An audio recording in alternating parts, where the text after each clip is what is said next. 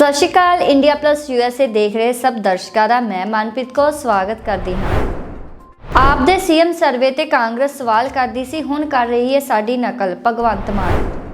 केजरीवाल ते मान दी जोड़ी नूं पंजाबी सिद्धा नकार देणगे सुखबीर बादल। ईडी दी रेड नूं लैके मजीठिया दा वड्डा बयान, कहा मनी ते हनी फड़े गए, हुण चन्नी दी वारी। किसान जथेबंदियां दा ऐलान, कहा पंजाब चोणां लड़न वालियां नाल साडा कोई संबंध नहीं। केजरीवाल वालों पंजाबी बोली और सिखी सभ्याचार नूं अपमानित करन ते बोले हरचरण सिंह बैंस। आशू बांगड़ ने आम आदमी पार्टी ते लगाए वड्डे दोष। यूपी के गोरखपुर च जनसभा नूं संबोधन करते हुए अमित शाह। आओ शुरुआत करते हैं अज की इस पहली वड्डी खबर तो। आप दे सीएम सर्वे ते कांग्रेस सवाल करती सी, हुण कर रही है साडी नकल भगवंत मान। आम आदमी पार्टी के मुख मंत्री अहुदे के उम्मीदवार भगवंत मान ने कांग्रेस से हमला बोलदਿਆਂ कहा है कि कांग्रेस पार्टी च टुੱਟ ਦੇ डर के कारण पंजाब च अपने मुख मंत्री चेहरे का ऐलान करन च देर कर रही है।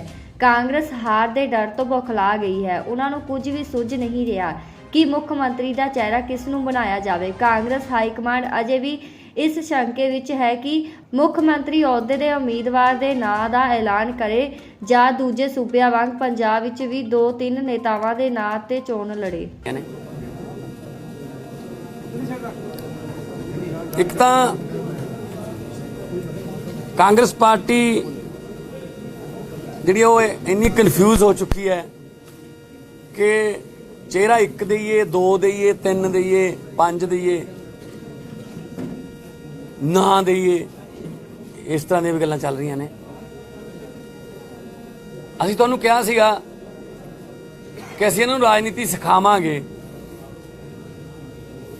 लागे ना हुण फोन ते पुछण चेहरा कौन होना चाहिए। पहला कहंदे सीगे एजेंसियां तो जांच कराओ। आम आदमी पार्टी ने जिहड़ा लोकां नूं पुछिआ ये फर्जी है, जांच कराओ एजेंसियां तो। हुण किहड़ी एजेंसी तो जांच कराउणगे अपने? पहली एक एजेंसी ने तो जांच आप ही करके देती, सुनील जाखड़ जी। वो कहते 42 वोटां पईआं सी, 2 वाले नूं रख लिया, 42 वाले नूं छड्डता। सो इत्थों ये सिद्ध हुंदा है कांग्रेस बौखलाहट च है। उन्होंने कोई रिपोर्टां आ गई कि जिन्हों मर्जी कर दो। कल मैं देख रहा सी एक कोई चैनल, वैब चैनल, एक पिंड दे विच धूरी दे एक पिंड दे विच वो पुछ रहा सी जी सिद्धू होना चाहिए चन्नी, तो सामने बजुर्ग कहते जो सरकार ही नहीं होनी, कहते जिन्हों मर्जी कर दो, फायदा की है। ठीक है ना। सो इस करके कांग्रेस जिहड़ी है वो बैकफुट ते है, तो ये नहीं पता लग रहा कि कदों चेहरा अनाउंस करांगे। 6 तरीक कहते हैं ना, 6 कहते हैं। 6 पता क्यों कहते हैं? क्योंकि 5 तरीक नूं कागज वापस लैण दी आखिरी तरीक है। इन्हों ये डर है किते बड़ी पद्धर ते कांग्रेस वाले कागज ही ना वापस लै जाण, किते 20-25 बंदे कागज ही ना वापस लै जाण। ये भी ये डर, ताइयों 6 है। और 6 किहड़ा कितों इन्होंने कोई कढ़ाई है किसी उस तो, जो मर्जी कर दो। सो ये कांग्रेस की हालत हुई पई है। ते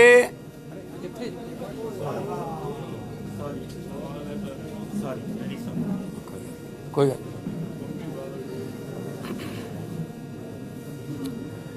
ते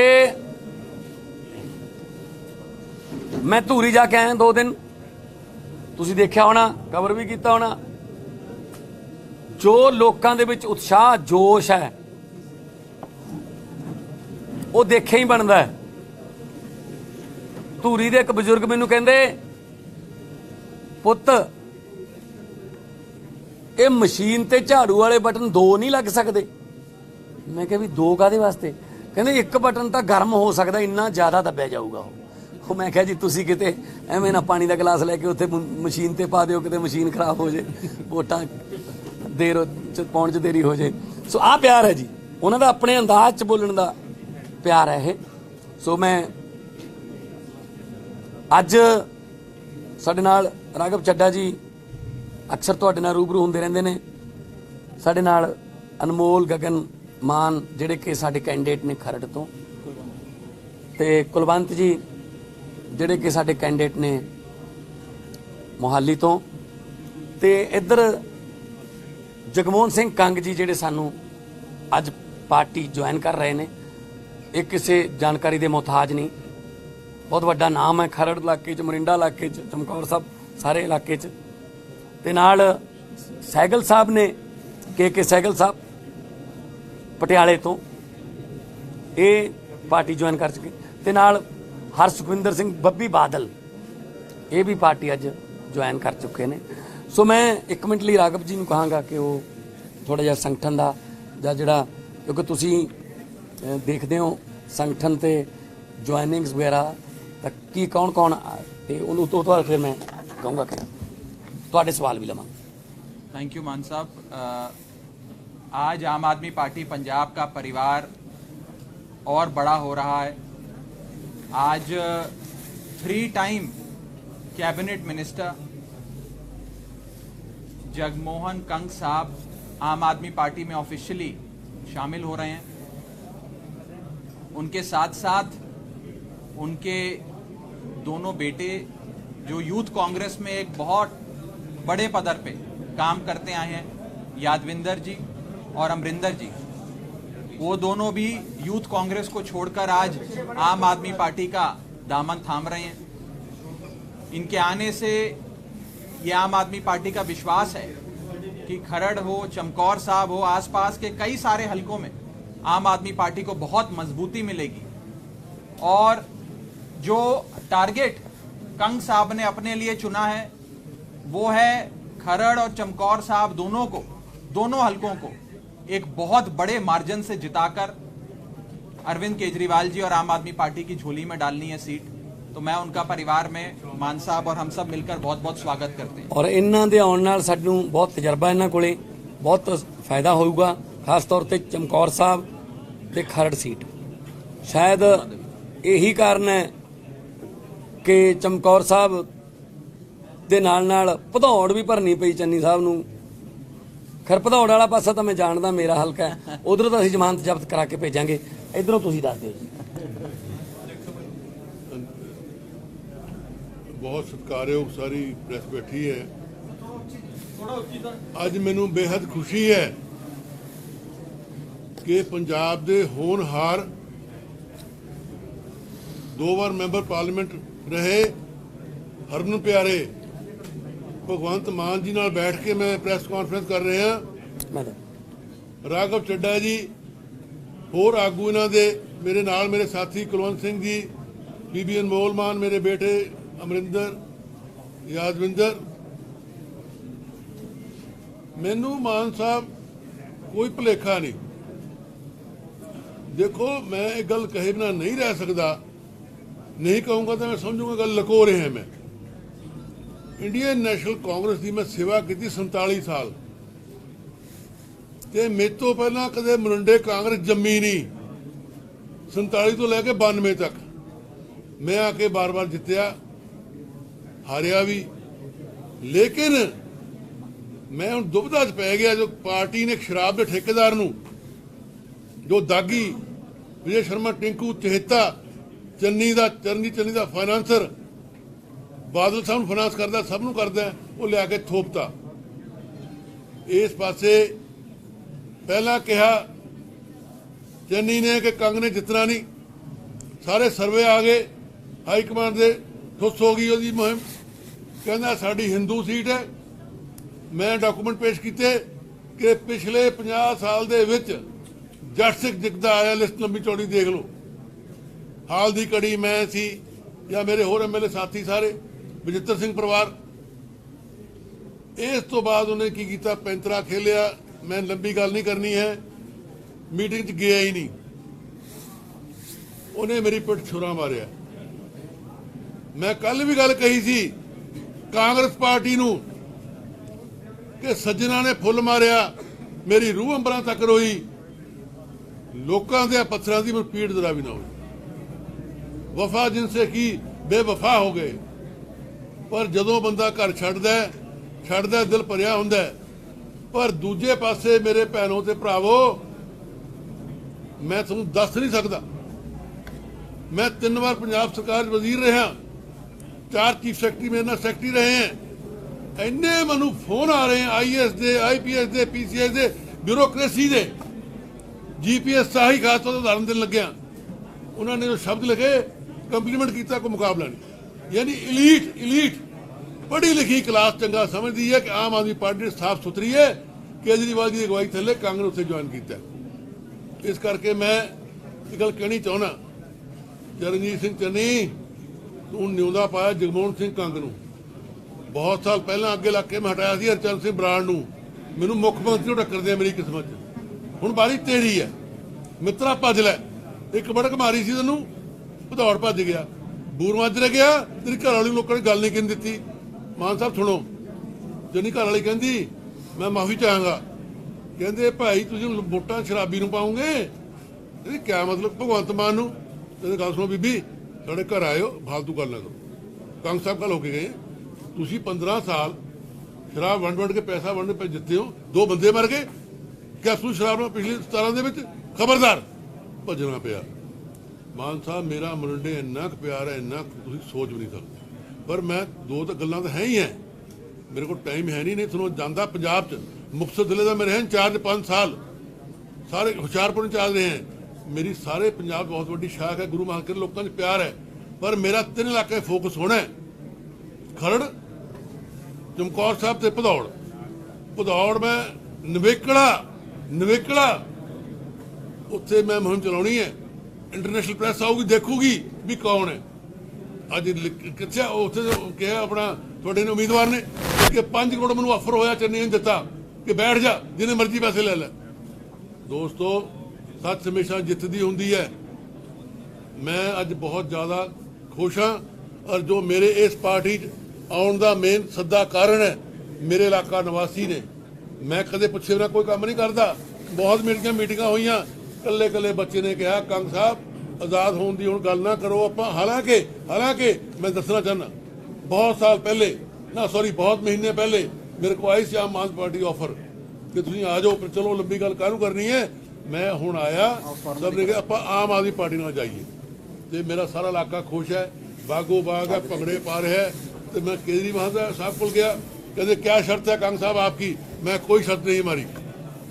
हमारी शर्त है कि उस जो हमारी क्या कहते हैं पार्टी जिसने मुझे धोखा दिया, इंडियन नेशनल कांग्रेस खत्म होती जा रही है, उसका कुछ नहीं बचेगा।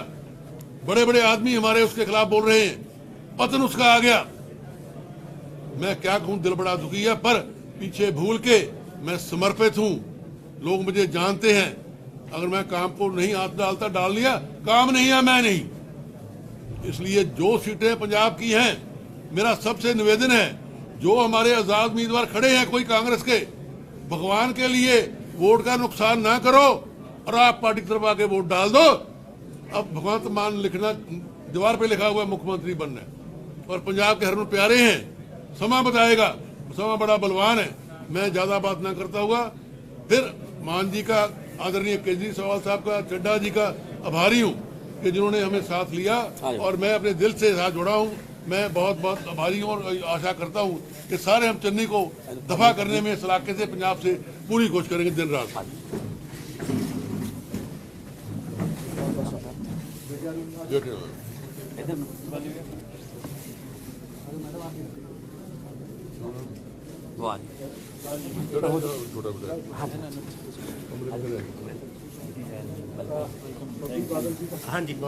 बब्बी थैंक यू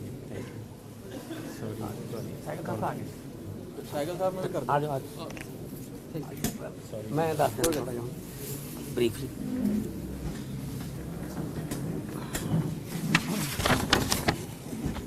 मिस्टर के सैगल पटियाला अर्बन तो ने और vice chairman Punjab large industrial development board ते ex president Punjab state national confederation of bank employees. ये बहुत वड्डा नाम है इन्हां दा पटियाले दे विच, इन्हां ने सानू ज्वाइन कीता है। अगे बब्बी बादल है, तुसीं सारे जानदे हो इन्हां नू। हालांकि पिंड इन्हां दा मिठड़ी है, मिठड़ी ते नाम बादल लाउंदे ने क्योंकि बड़ा चिर उन्हां दे नाल रहे। हाँ, सुखबीर दे दादा जी ते इन्हां दे दादा जी सके भरा ने। सो ਇਹਨਾਂ ਨੇ ਵੀ ਕਾਫੀ ਦੇਰ ਪਹਿਲਾਂ ਬਾਦਲ ਅਕਾਲੀ ਦਲ ਬਾਦਲ ਨੂੰ ਜਿਹੜਾ ਹੈ ਉਹ ਛੱਡਤਾ ਸੀ ਤੇ ਕੋਈ ਮੰਚ ਇਹੋ ਜਿਹਾ ਚਾਹੀਦਾ ਸੀ ਇਹਨਾਂ ਨੂੰ ਕਿ ਜਿਹੜਾ ਇਮਾਨਦਾਰ ਹੋਵੇ, ਪੰਜਾਬ ਦੀ ਭਲਾਈ ਸੋਚਦਾ ਹੋਵੇ, ਨਾ ਕਿ ਪਰਿਵਾਰ ਦੀ ਭਲਾਈ ਸੋਚਦਾ ਹੋਵੇ। ਸੋ ਅੱਜ ਹਰਸੁਖਿੰਦਰ ਸਿੰਘ ਬੱਬੀ ਉਹ ਵੀ ਸ਼ਾਮਲ ਹੋਏ ਨੇ। बहुत बहुत मेहरबानी। कोई सवाल था? साहब, बीते कल दिल्ली के पूर्व मुख्यमंत्री मदन लाल खुराना के बेटे हरीश खुराना जो कि भारतीय जनता पार्टी के ਕੇਜਰੀਵਾਲ ਤੇ ਮਾਨ ਦੀ ਜੋੜੀ ਨੂੰ ਪੰਜਾਬੀ ਸਿੱਧਾ ਨਕਾਰ ਦੇਣਗੇ ਸੁਖਬੀਰ ਬਾਦਲ। ਮੋੜ ਮੰਡੀ ਵਿਖੇ ਅਕਾਲੀ ਬਸਪਾ ਦੇ ਸਾਂਝੇ ਉਮੀਦਵਾਰ ਦੇ ਸੀਨੀਅਰ ਅਕਾਲੀ ਆਗੂ ਜਗਮੀਤ ਸਿੰਘ ਬਰਾੜ ਦੇ ਹੱਕ 'ਚ ਪ੍ਰਚਾਰ ਕਰਨ ਪੁੱਜੇ ਸੁਖਬੀਰ ਬਾਦਲ। ਇਸ ਮੌਕੇ ਸਥਾਨਕ ਵਾਸੀਆਂ ਨੂੰ ਸ਼੍ਰੋਮਣੀ ਅਕਾਲੀ ਦਲ ਦੀਆਂ ਲੋਕ ਭਲਾਈ ਯੋਜਨਾਵਾਂ ਤੋਂ ਜਾਣੂ ਕਰਵਾਇਆ ਗਿਆ।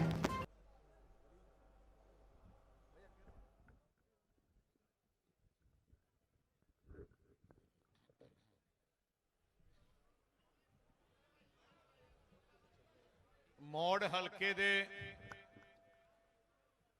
ਕੋਨੇ-ਕੋਨੇ ਤੋਂ ਆਏ ਸ਼੍ਰੋਮਣੀ ਅਕਾਲੀ ਦਲ ਬਹੁਜਨ ਸਮਾਜ ਪਾਰਟੀ ਦੇ ਬਹਾਦਰ ਸੂਰਮਿਓ, ਗੱਜ ਕੇ ਫਤਿਹ ਬੁਲਾਓ। ਵਾਹਿਗੁਰੂ ਜੀ ਕਾ ਖਾਲਸਾ, ਵਾਹਿਗੁਰੂ ਜੀ ਕੀ ਫਤਿਹ। 20 ਤਰੀਕ ਨੂੰ ਤੁਹਾਡੀ ਕਿਸਮਤ ਦਾ ਫੈਸਲਾ ਹੋਣਾ ਹੈ ਤੇ ਫੈਸਲਾ ਵੀ ਤੁਸੀਂ ਆਪ ਕਰਨਾ ਹੈ। ਜੇ ਸਹੀ ਫੈਸਲਾ ਕਰੋਗੇ 5 ਸਾਲ ਚੰਗੇ ਟੱਪ ਜਾਣਗੇ। ਜੇ ਗਲਤ ਫੈਸਲਾ ਕਰ ਲਿਆ 5 ਸਾਲ ਪਛਤਾਉਣਾ ਪੈਣਾ ਹੈ। ਤੁਸੀਂ ਆਪ ਹੀ ਦੇਖ ਲਿਆ, ਜਦੋਂ ਸਰਦਾਰ ਪ੍ਰਕਾਸ਼ ਸਿੰਘ ਬਾਦਲ ਚੀਫ ਮਿਨਿਸਟਰ ਸੀ, मैं डिप्टी सीएम सी, सेखो साहब थोड़े इथों विधायक सी ते मंत्री सी, ते हरसिमरत कौर बादल थोड़ी मैंबर पार्लीमेंट सी। जो तुसी कहंदे सी वो मिंटां च हुंदा सी। तुसी याद करो, असी सेखो साहब नूं PWD दा महकमा दिता, थोड़े पिंड पिंड नूं सड़क ना जोड़ दिता। मैं लगता इन्नियां सड़कां किते नहीं बनियां जिन्नियां मौड़ हलके च बनियां। बनियां सी कि नहीं बनियां दसो? मैं लगता सारे पंजाब च किसी इन्ने हलके च नहीं बनियां जिन्नियां थोड़े बनियां। जदों असीं नहरी महकमे दा महकमा देता, थोड़ियां कस्सियां नवीं बनाईयां, थोड़े मोगे लाए, पाइप सिस्टम तो लेके देखो कीता सी कि नहीं कीता। जिन्नी तरक्की थोड़े होई है इस इलाके उदों ही होई है जो अकाली दल दा राज। आज जे 5 साल टप्पे हैं, इस 5 साल एक निशानी मैनू दस दिओ जिहड़ी कोई कांग्रेस सरकार दी है। एक निशानी है, 5 साल पिछे रह गए तुसी, 5 साल बर्बाद हो गए। इन्हां कांग्रेस ने देना की सी? आटा दाल दे कार्ड कटते, पेंशन आउणियां बंद हो गईयां, शगन आने बंद हो गए। एससी बच्चों नूं जिहड़ा सी मुफ्त पढ़ाउंदे सी कॉलेजां च, तकरीबन 4 लाख एससी परिवारां दे बच्चों नूं असीं पढ़ाउंदे सी। 5 साल एक बच्चा नहीं पढ़ सकिया क्योंकि इन्होंने पैसा नहीं दिता। थोड़े पिंडां सेवा केंद्र बनाए, बंद कर दिते। नौजवानों नूं जिम ते खेडां दिंदे समान दिंदे हुंदे सी, बंद कर दिता इन्होंने। मुख्यमंत्री तीर्थ यात्रा शुरू कर दे कीती सी, तुसी हजूर साहब तक दर्शन कराने शुरू कर दिते, कांग्रेस ने बंद कर दिते। मैं वर्ल्ड कप कबड्डी कराउंदा, इन्होंने बंद कर दिते। फिर कीता की इन्होंने? एक निशानी नहीं, एक इंट नहीं लगी। ते मौड़ वाले फिर 5 साल क्यों बर्बाद किए? अज हालात की है देश पंजाब दे? 4 पार्टियां मैदान च, एक श्रोमणी अकाली दल दूजी आम आदमी पार्टी, तीजी कांग्रेस, चौथी भारतीय जनता पार्टी, चौथी पंजवीं तो नवे मोर्चे जे बने फिरदे है। इन्हां सारियां जो थोड़े अपनी केड़ी है, पंजाब दी केड़ी पार्टी है, कौम दी केड़ी पार्टी है, पंजाबीयत दी केड़ी पार्टी है, केड़ी पंजाब वास्ते लड़न वाली पार्टी है, कली एक ही है, श्रोमणी अकाली दल। तुसी अपने घरां च अपनियां पुरानियां बुजुर्गां दियां फोटोआं देख लो, किसे ना किसे मोर्चे चो बुजुर्ग गए होने हैं, पंथ दी पार्टी दे मैंबर रहे होने हैं, किसे जेल च गए होने हैं कौम खातर। आ पार्टी नूं शहीदां दी जथेबंदी कहा जांदा है। असी जिउणा मरना इत्थे है, पंजाब वास्ते है। आ दूजियां पार्टियां इन्हां दा कोई लगा पंजाब नाल नहीं। हुण केजरीवाल, मैं कंधां ते लिखिआ, केजरीवाल नूं एक मौका दिओ। केजरीवाल किते पंजाब दे दुख सुख च आया?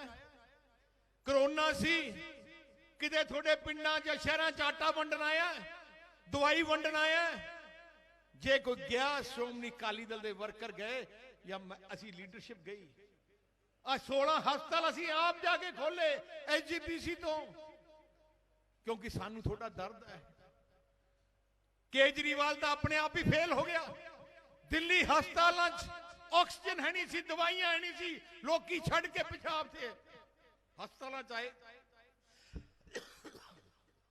आता हाल सी, कहते कंधा ते लिखिआ केजरीवाल नूं मौका दिओ। मौड़ वालिओ, केजरीवाल दी असलियत पता करनी है तो सुप्रीम कोर्ट जाके पता कराओ केजरीवाल ने थोड़े खिलाफ की कीता है। केजरीवाल ने सुप्रीम कोर्ट दरखास्त दी है कि पंजाब की इस वेल नहर कड्डो, मैनू पंजाब दा पानी दिल्ली वास्ते चाहिए। कि तुसी पानी देना चाहते हो कि नहीं? दसो हद करके। जेड़े कहंदे केजरीवाल नू वोट पाओ, पंजाब दा पानी बाहर भेजन तो केजरीवाल ने एफिडेविट दिता, सुप्रीम कोर्ट दरखास्त दी है। आई केजरीवाल ने सुप्रीम कोर्ट लिख के दिता है कि पंजाब के थर्मल प्लांट बंद करो, धुआं साडे आउंदा है। हरियाणे के थर्मल प्लांट तो बंद कहने कहा नहीं उन्हें, पंजाब के क्यों कर किया? आई केजरीवाल ने कहा जिहड़ा पराली साड़दे आ उन्हां दे परचे दिओ ते जुर्माने करो। आई केजरीवाल ने, आई केजरीवाल है जो कहंदा कुछ है करदा कुछ है। आ केजरीवाल वो इंसान है जिन्हें केजरीवाल का साथ दिता, ओदे पिठ ते छुरा मारिया। अन्ना हजारे करके केजरीवाल खड़ा होया, अन्ना हजारे नूं पिठ ते छुरा मारिया। अज अन्ना हजारे का बयान सुनो, कहंदा सब तो वध धोखेबाज कौन है? केजरीवाल है। आई केजरीवाल की बयान दिंदा सी कि जो मैं मुख्यमंत्री बनया, आम आदमी का मुख्यमंत्री होऊगा, कोई तनख्वाह नहीं लऊंगा। जो मुख्यमंत्री बनया 25,000 रुपया महीना तनख्वाह सी, वधा के 2 लाख रुपया महीना कर ली। आई कहंदा सी मैं सरकारी कोठी नहीं रहूंगा, मैं आम आदमी वांगू अपने फ्लैट ते रहूंगा। अज जाके पता करो कित्थे रहिंदा है। आई केजरीवाल कहंदा मैं कोई सिक्योरिटी नहीं रखनी, मैं आम आदमी बन के रहना है। जाके देखो किन्नियां गड्डियां दे नाल है। आई केजरीवाल ने पूरे देश के सामने क्या सी मैं लोकपाल बनाऊंगा करप्शन खत्म करने वास्ते। आज तक 7 मिसाल हो गए लोकपाल नहीं बनाया इन्हें अपने बेटे दे सौ खादी कि जे मेरिया सीटां पूरियां नहीं आईयां मैं कांग्रेस नाल समझौता नहीं करता। पहली बार जो सीटां नहीं आईयां ते कांग्रेस नाल समझौता कर लिया, अपने बेटे की झूठी सौ खादी। इत्थे आके कहंदा केजरीवाल कि मैं हर औरत नूं 1000 रुपया दूंगा। मैं पूछना चाहना केजरीवाल नूं, दिल्ली तू मुख्यमंत्री है पिछले 10 सालों का 1 रुपया किते दिता किसी औरत नूं? इत्थे कहंदा कि मैं सारे मुलाजमां नूं पक्के कर दूं। दिल्ली 10 साल के धरने ते बैठे मुलाजम एक पक्का नहीं किया। सो ऐजा बंदा जो कहंदा कुछ करदा कुछ। की तुसी वो लारियां फिर तो फसना चाहते हो? कैप्टन अमरिंदर सिंह ने गुटका साहब की सौं खा के थोनू धोखा दिता, थोड़ियां वोटां लईयां, ਉਹਦੇ ਵਿੱਚ 5 ਸਾਲ ਦਿਖਾਈ ਨਹੀਂ ਦਿੱਤਾ। ਜਿਹੜੀਆਂ ਪਾਰਟੀਆਂ ਜਿਹੜੇ ਲੀਡਰ ਸੌਂਹਾਂ ਖਾਣਗੇ ਜਾਂ ਗਰੰਟੀਆਂ ਲੈਣਗੇ ਜਾਂ ਫਾਰਮ ਭਰਨਗੇ, ਇਹਦਾ ਮਤਲਬ ਉਹ ਤੁਹਾਡੇ ਨਾਲ ਠੱਗੀ ਮਾਰਨਾ ਚਾਹੁੰਦੇ ਆ। ਤੁਹਾਨੂੰ ਚਾਹੀਦੇ ਬੰਦੇ ਜਿਹੜੇ ਸੌਂ ਨਾ ਖਾਣ, ਗਰੰਟੀ ਨਾ ਦੇਣ, ਪਰ ਜ਼ਮਾਨ ਦੇ ਪੱਕੇ ਹੋਣ। ਸ਼੍ਰੋਮਣੀ ਅਕਾਲੀ ਦਲ ਜ਼ਮਾਨ ਦੀ ਪੱਕੀ ਪਾਰਟੀ ਹੈ। ਕਿਉਂ ਪੱਕੀ ਪਾਰਟੀ ਹੈ? ਕਿਉਂਕਿ ਅਸੀਂ ਜਿਉਣਾ ਮਰਨਾ ਇੱਥੇ ਹੈ। ਕੇਜਰੀਵਾਲ ਜੇ ਇਹਨੇ ਜ਼ਬਾਨ ਪੂਰੀ ਨਾ ਕੀਤੀ, ਤੁਸੀਂ ਵੋਟਾਂ ਨਾ ਪਾਈਆਂ ਆ, ਇਹਨੇ ਆਪਣੀ ਦੁਕਾਨ ਬੰਦ ਕਰਕੇ ਰਾਜਸਥਾਨ ਚਲੇ ਜਾਣਾ। ਇਹਨੂੰ ਕੋਈ ਲਗਾ ਤਾਂ ਨਹੀਂ ਤੁਹਾਡੇ ਨਾਲ। ਆ ਕਾਂਗਰਸੀ ਦੇਖ ਲਓ, ਆ ਕਹਿੰਦੇ ਸੀ ਸਹੁੰ ਖਾਦੀ ਸੀ, ਹੁਣ ਕੀ ਕਹਿ ਰਹੇ ਆ ਕਿ ਚੰਨੀ ਨੇ ਨਹੀਂ ਸਹੁੰ ਖਾਦੀ, ਉਹ ਕੈਪਟਨ ਨੇ ਖਾਦੀ ਸੀ। ਹੁਣ ਚੰਨੀ ਠੱਗੀ ਮਾਰੂਗਾ, ਫਿਰ ਦੂਜੇ ਨੂੰ ਬਣਾ ਦੇਣਗੇ, ਉਹ ਕਹਿਣਗੇ ਚੰਨੀ ਤੇ ਕੈਪਟਨ ਨੇ ਠੱਗੀ ਮਾਰੀ, ਅਸੀਂ ਤਾਂ ਨਹੀਂ ਮਾਰੀ। ਆ ਫਰਕ ਹੈ। ਸਾਹ ਪ੍ਰਕਾਸ਼ ਸਿੰਘ ਬਾਦਲ ਸਾਡੇ ਚੋਣ ਪੱਤਰ ਦੇਖ ਲਓ, ਜੋ ਅਸੀਂ ਕਿਹਾ 90% ਅਸੀਂ ਪੂਰਾ ਕੀਤਾ। ਜੇ ਅਸੀਂ ਕਿਹਾ ਆਟਾ ਦਾਲ ਦੇਵਾਂਗੇ ਗਰੀਬ ਨੂੰ, ਅਸੀਂ ਪਹਿਲੇ ਹੀ ਮਹੀਨੇ ਸਰਕਾਰ ਬੰਦ ਦੇਣਾ ਸ਼ੁਰੂ ਕੀਤਾ। ਜੇ ਅਸੀਂ ਕਿਹਾ ਟਿਊਬਲਾਂ ਦੇ ਬਿੱਲ ਮਾਫ ਕਰਾਂਗੇ, ਪਹਿਲੇ ਹੀ ਮਹੀਨੇ ਮਾਫ ਕਰ ਦਿੱਤੇ। ਆ ਜਿਹੜੇ ਨੌਜਵਾਨ ਬੱਚੇ ਹੁਣ ਆ ਹਲੇ ਸਮਝ ਨਹੀਂ ਸਕਦੇ ਕਿ ਟਿਊਬਲ ਬਿੱਲ ਮਾਫ ਹੋਣ ਦਾ ਕੀ ਅਸਰ ਹੈ। 1 ਲੱਖ ਰੁਪਇਆ ਸਾਲ ਦਾ ਇੱਕ ਟਿਊਬਲ ਮਗਰ ਤੁਹਾਡਾ ਬਿੱਲ ਆਉਣਾ ਸੀ ਅੱਜ, ਜਿਸ ਦਾ ਪ੍ਰਕਾਸ਼ ਸਿੰਘ ਬਾਦਲ ਨਾ ਮਾਫ ਕਰਦੇ।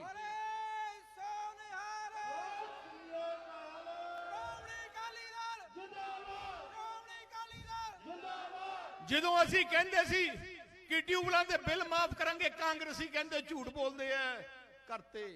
ਜਦੋਂ ਅਸੀਂ ਕਿਹਾ ਅਸੀਂ ਆਟਾ ਦਾਲ ਦੇਵਾਂਗੇ, ਕਾਂਗਰਸੀ ਕਹਿੰਦੇ ਆ ਝੂਠ ਬੋਲਦੇ ਆ, ਅਸੀਂ ਪੂਰਾ ਕਰਤਾ। ਜਦੋਂ ਮੈਂ ਕਿਹਾ ਬਿਜਲੀ ਆਮੋ ਆਮ ਕਰ ਦਾਂਗੇ, ਕਾਂਗਰਸੀ ਕਹਿੰਦੇ ਕਿਵੇਂ ਹੋ ਸਕਦਾ ਹੈ, ਆ ਦੇਖੋ ਥਰਮਲ ਪਲਾਂਟ ਲਾ ਕੇ ਬਿਜਲੀ ਆਮੋ ਆਮ ਕਰਤੀ। ਜਦੋਂ ਮੈਂ ਕਿਹਾ ਸੀ ਸੜਕਾਂ ਪੰਜਾਬ ਦੇ 4 ਤੇ 6 ਲੇਨ ਦੀਆਂ ਸੜਕਾਂ ਬਣਾਉਂਗਾ, ਕਾਂਗਰਸੀ ਹੱਸਦੇ ਸੀ। ਮੈਂ ਕਿਹਾ ਇਹ ਜੀਆਂ ਸੜਕਾਂ ਬਣਾ ਦੂੰਗਾ, ਭਾਵੇਂ ਬੰਬ ਸੁੱਟ ਦਿਓ, ਨਹੀਂ ਡਰਦੀਆਂ। ਸੜਕਾਂ ਬਣਾਈਆਂ ਕਿ ਨਹੀਂ? ਅੱਜ ਤੁਸੀਂ ਮੋੜ ਮੰਡੀ ਤੋਂ ਅੰਮ੍ਰਿਤਸਰ ਜਾਂਦੇ ਹੋ, ਮੋੜ ਮੰਡੀ ਤੋਂ ਤੁਸੀਂ ਚੰਡੀਗੜ੍ਹ ਜਾਂਦੇ ਹੋ, ਨਜ਼ਾਰਾ ਆਉਂਦਾ ਹੈ ਕਿ ਸੜਕ 'ਚ ਨਹੀਂ? ਪਹਿਲੇ ਕਿੰਨੀਆਂ ਜਾਨਾਂ ਜਾਂਦੀਆਂ ਸੀ, ਕਿੰਨੇ ਲੋਕ ਹੈ, ਕਿੰਨੇ ਐਕਸੀਡੈਂਟ ਹੁੰਦੇ ਸੀ। ਅੱਜ ਦੇਖੋ ਕਿੰਨੀਆਂ ਜਾਨਾਂ ਬਚਾਈਆਂ। ਆ ਫਰਕ ਹੈ। ਅਸੀਂ ਜ਼ਮਾਨ ਦੇ ਪੱਕੇ ਹਾਂ। ਅਸੀਂ ਜਿਹੜੀਆਂ ਚੀਜ਼ਾਂ ਛੋਟੀਆਂ ਚੀਜ਼ਾਂ ਜਿਹੜੀ ਤੁਹਾਨੂੰ ਲੋੜ ਸੀ ਉਹ ਕੀਤੀਆਂ। ਸੇਵਾ ਕੇਂਦਰ ਬਣਾਏ ਕਿ ਤੁਸੀਂ ਆਪਣੇ ਪਿੰਡਾਂ 'ਚ ਹੀ ਕੰਮ ਕਰਾ ਦਿਓ, ਕਾਂਗਰਸ ਨੇ ਆ ਕੇ ਬੰਦ ਕਰ ਦਿੱਤੇ। ਮੈਂ ਉਹੀ ਕਹਿਣਾ ਚਾਹਣਾ, ਤੁਸੀਂ ਅਗਲੀਆਂ ਗੱਲਾਂ ਭੁੱਲ ਜਾਓ, ਪੁਰਾਣਾ ਹੀ ਦੇਖ ਲਓ। ਮੋੜ ਵਾਲਿਆ, ਤੁਹਾਡਾ ਕੰਮ ਕੀ ਹੈ, ਕਿਹਨੇ ਕੀਤਾ ਹੈ? ਜਿੰਨੇ ਵੀ ਸਕੂਲ, ਹਸਪਤਾਲ ਜਾਂ ਕੋਈ ਸਟੇਡੀਅਮ ਜਾਂ ਕੁਝ ਵੀ ਚੀਜ਼ ਤੁਹਾਡੇ ਪਿੰਡ 'ਚ ਬਣਿਆ, ਉਦੋਂ ਹੀ ਬਣਿਆ ਜਦੋਂ ਅਕਾਲੀ ਦਲ ਦਾ ਰਾਜ ਹੈ। ਇੱਕ ਵੀ ਨਿਸ਼ਾਨੀ ਕਾਂਗਰਸ ਦੀ ਨਹੀਂ ਹੈ। ਤੁਸੀਂ ਬਠਿੰਡੇ ਦੇਖ ਲਓ, ਏਮਸ ਲਿਆਂਦਾ, 에ਅਰਪੋਰਟ ਲਿਆਂਦਾ, ਯੂਨੀਵਰਸਿਟੀਆਂ ਆ ਗਈਆਂ। ਪਹਿਲੇ ਕੀ ਹੁੰਦਾ ਸੀ? ਸਾਰੇ ਟਿੱਬੇ ਹੁੰਦੇ ਸੀ। ਮੈਨੂੰ 30 ਸਾਲ ਪਹਿਲੇ ਜਿਹੜੇ ਬਜ਼ੁਰਗ ਬੈਠੇ ਆ, 30 ਸਾਲ ਪਹਿਲੇ ਜਿਹੜੀਆਂ ਖੇਤਾਂ ਵਿੱਚ ਅੱਜ ਤੁਹਾਡੇ ਨਰਮਾ ਬੀਜਿਆ, ਕਣਕ ਬੀਜੀ ਆ, ਝੋਨਾ ਹੈ, ਉਹਨਾਂ ਖੇਤ ਨਹੀਂ ਹੁੰਦੇ ਸੀ, ਟਿੱਬੇ ਹੁੰਦੇ ਸੀ 35 ਸਾਲ ਪਹਿਲੇ।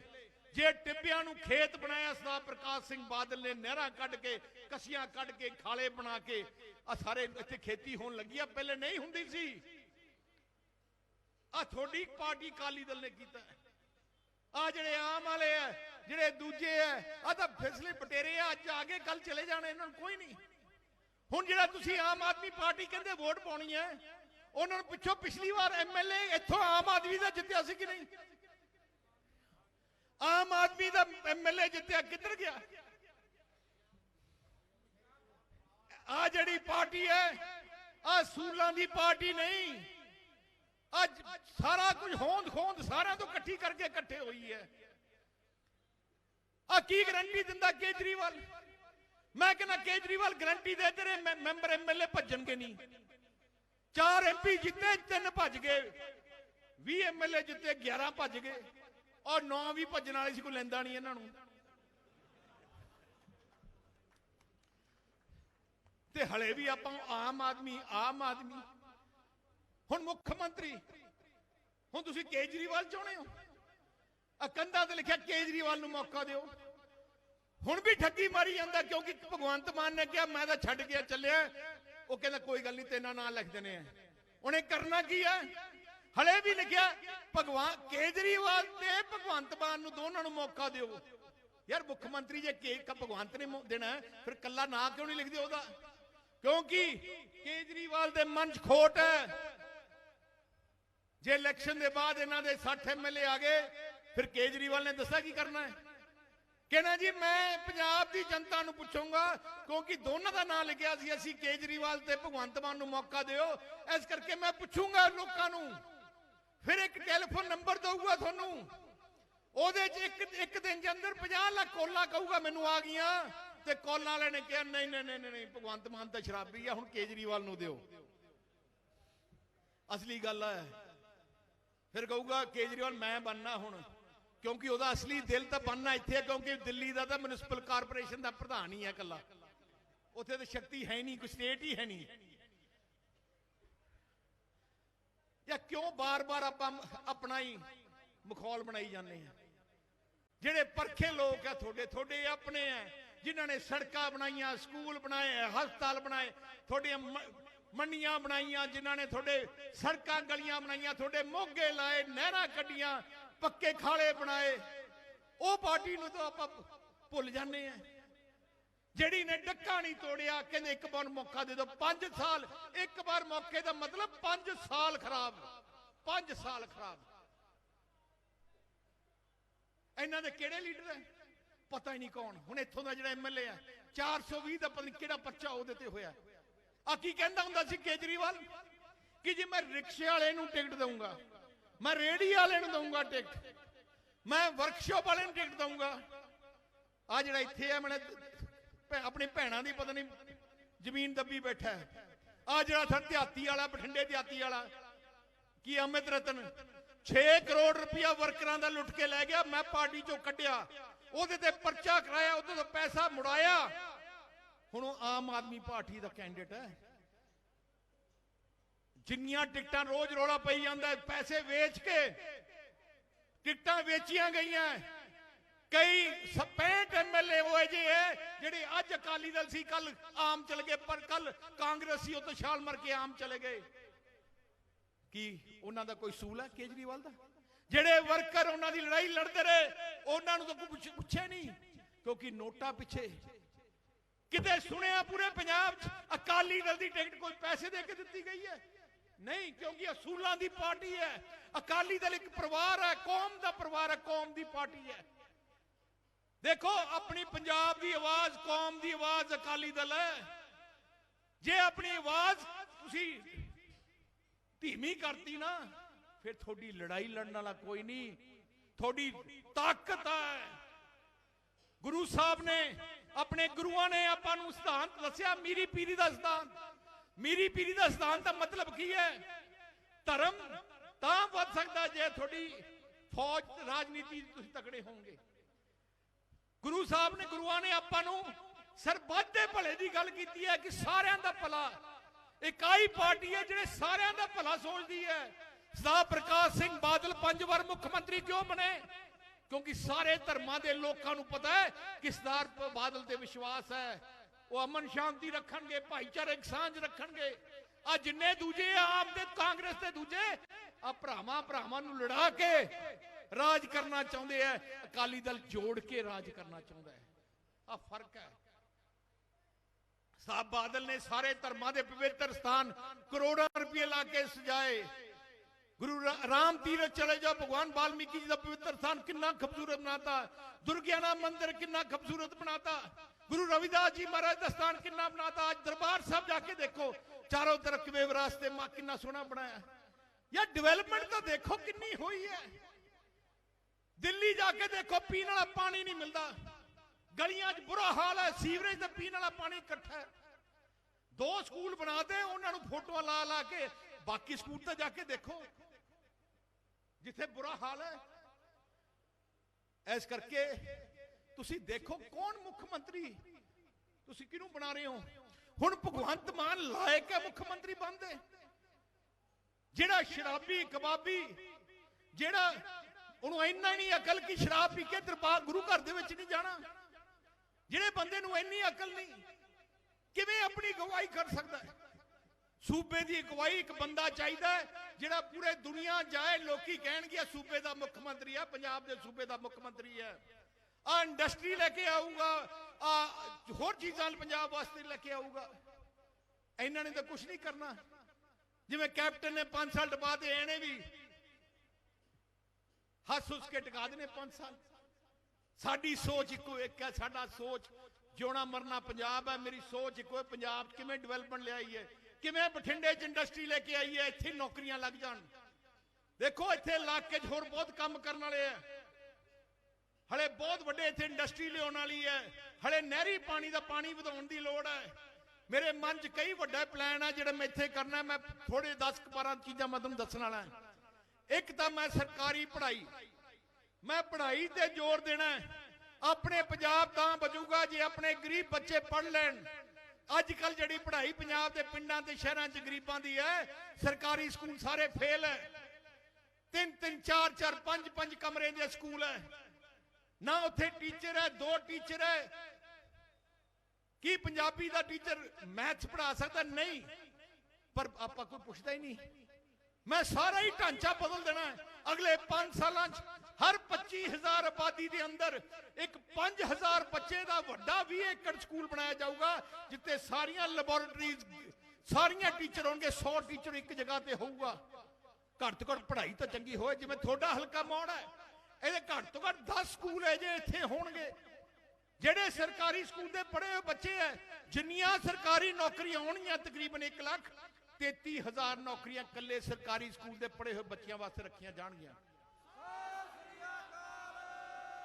जिन्ने कॉलेज पंजाब च है, भावें प्राइवेट है भावें सरकारी है, 33% सीटां उन्होंने सरकारी स्कूल के बच्चों वास्ते रखनियां ही पैणियां। अगले 5 साल च गरीब बच्चे ਨੂੰ डॉक्टर बना के दिखाऊंगा, तो वो सारे सरकारी स्कूल के बच्चे पढ़ के जो किसी भी कॉलेज जाएंगे, उन्होंने सारी पढ़ाई का खर्चा पंजाब सरकार देगी।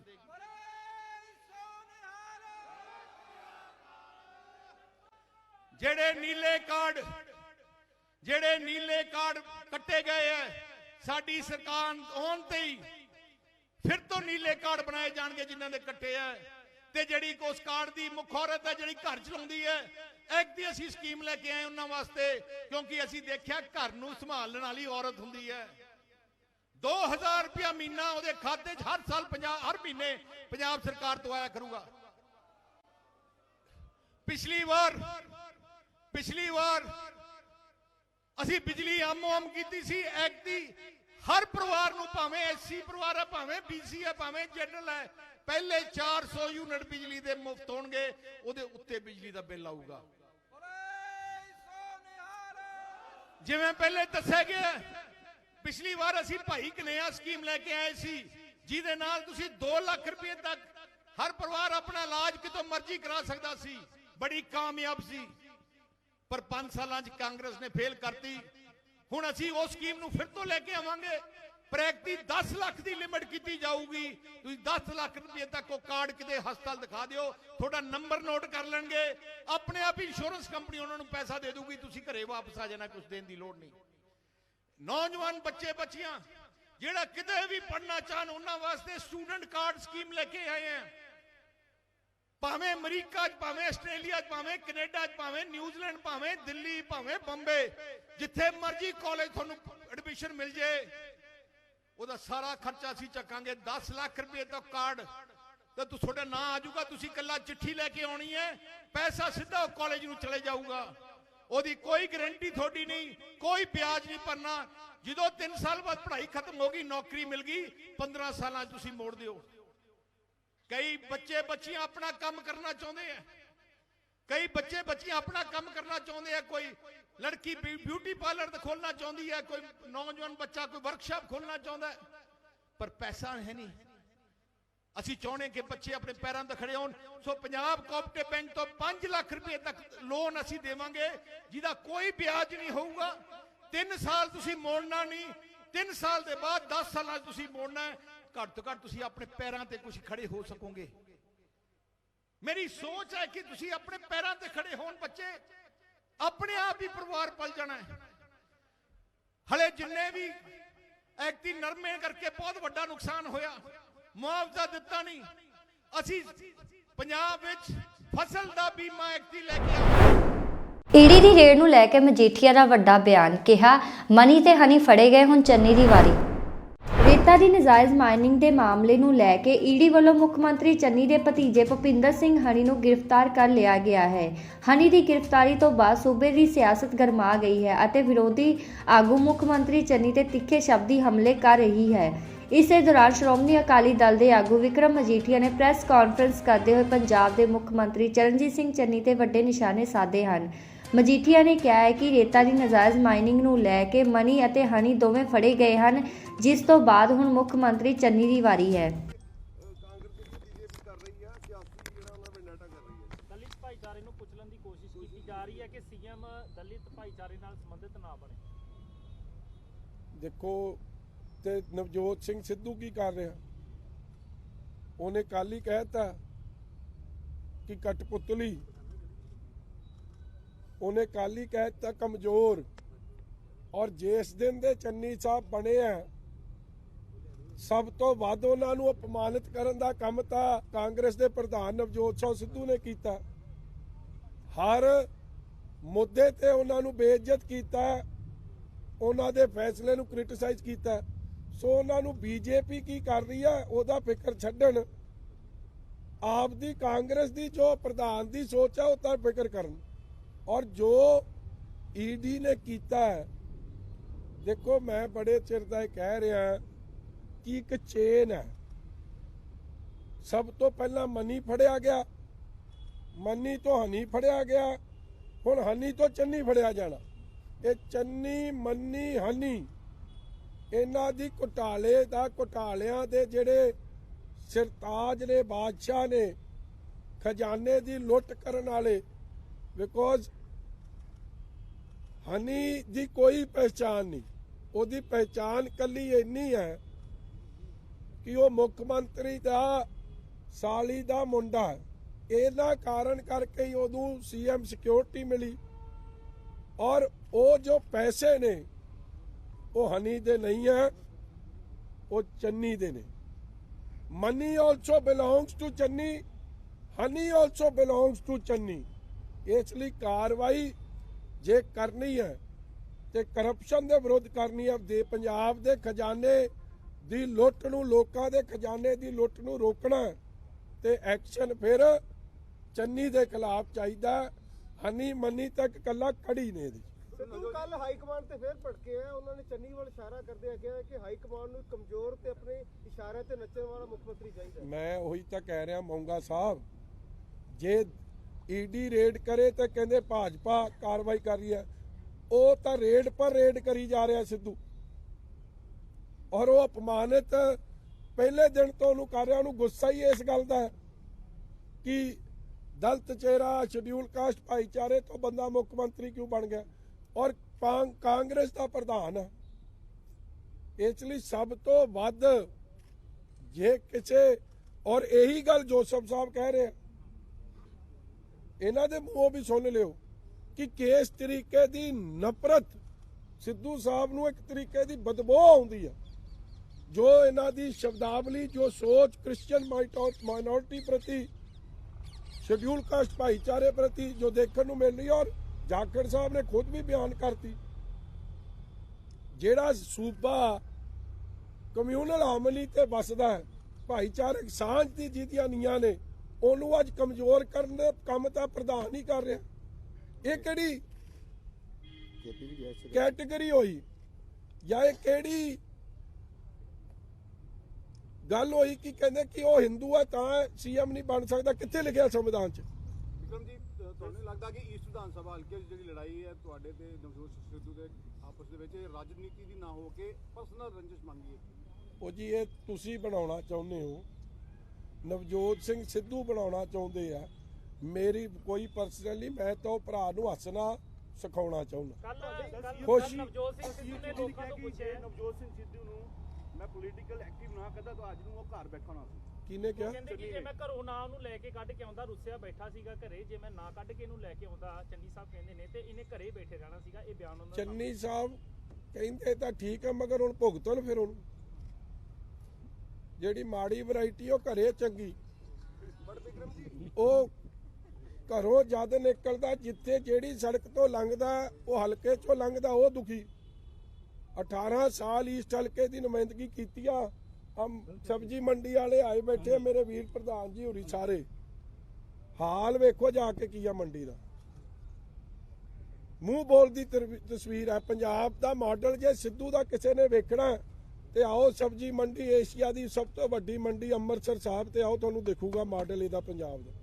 ਬਿਕਰਮ ਜੀ, ਇੱਕੋ ਮੈਡਮ ਨਵਜੋਤ ਕੌਰ ਸਿੱਧੂ ਨੇ ਵੀ ਇਹ ਸੰਕੇਤ ਦਿੱਤਾ ਕਿ ਸੀਐਮ ਕੋਈ ਵੀ ਬਣੇ ਪਰ ਸਿੱਧੂ ਸਾਹਿਬ ਜਿਹੜੇ ਨੇ ਉਹ ਹੀਰੋ ਆ, ਹੀਰੋ ਹੀ ਰਹਿਣਗੇ। ਇੱਕ ਇਹ ਗੱਲ ਇੱਕੋ ਕਹਿ ਰਹੇ ਕਿ ਸਾਡੇ ਜੋ ਕਿਹੜਾ ਪ੍ਰੋਫੈਸ਼ਨ ਦੇ ਵਿੱਚ ਵਾਪਸ ਚਲਾ ਜਾਏਗਾ। ਤੁਸੀਂ ਦੱਸੋ। ਚਲੋ ਚੰਗੀ ਗੱਲ ਹੈ। ਹਲੇ ਤੱਕ ਤਾਂ ਉਹ ਵੀ ਥੋੜੇ ਦਿਨ ਪਹਿਲਾਂ ਤੱਕ ਤੇ ਉਹ ਵੀ ਰੁੱਸੇ ਬੈਠੇ ਸੀ, ਉਹਨਾਂ ਨੇ ਵੀ ਇਹਨਾਂ ਨੂੰ ਜ਼ੀਰੋ ਕੀਤਾ ਸੀ। ਹੁਣ ਧਰਮ ਪਤਨੀ ਲਈ ਘਰ ਵਾਲਾ ਤਾਂ ਹੀਰੋ ਰਹਿਣਾ ਹੀ ਰਹਿਣਾ। ਗੱਲ ਤਾਂ ਲੋਕਾਂ ਦੀ ਹੋ ਰਹੀ ਹੈ ਇੱਥੇ, ਉਹਨਾਂ ਦੀ ਅੱਖਾਂ 'ਚ ਉਹ ਜ਼ੀਰੋ ਬਣ ਗਿਆ। ਤੁਸੀਂ ਅਕਸਰ ਭਿੱਖਵਾਨੀ ਕਰਦੇ ਹੋ, ਤੁਹਾਡੀ ਕੀ ਭਿੱਖਵਾਨੀ ਜੇ ਸਿੱਧੂ ਨੂੰ ਨਹੀਂ ਸੀਐਮ ਚਿਹਰਾ ਬਣਾਇਆ ਜਾਂਦਾ ਤੇ ਪਾਰਟੀ ਛੱਡਣਗੇ?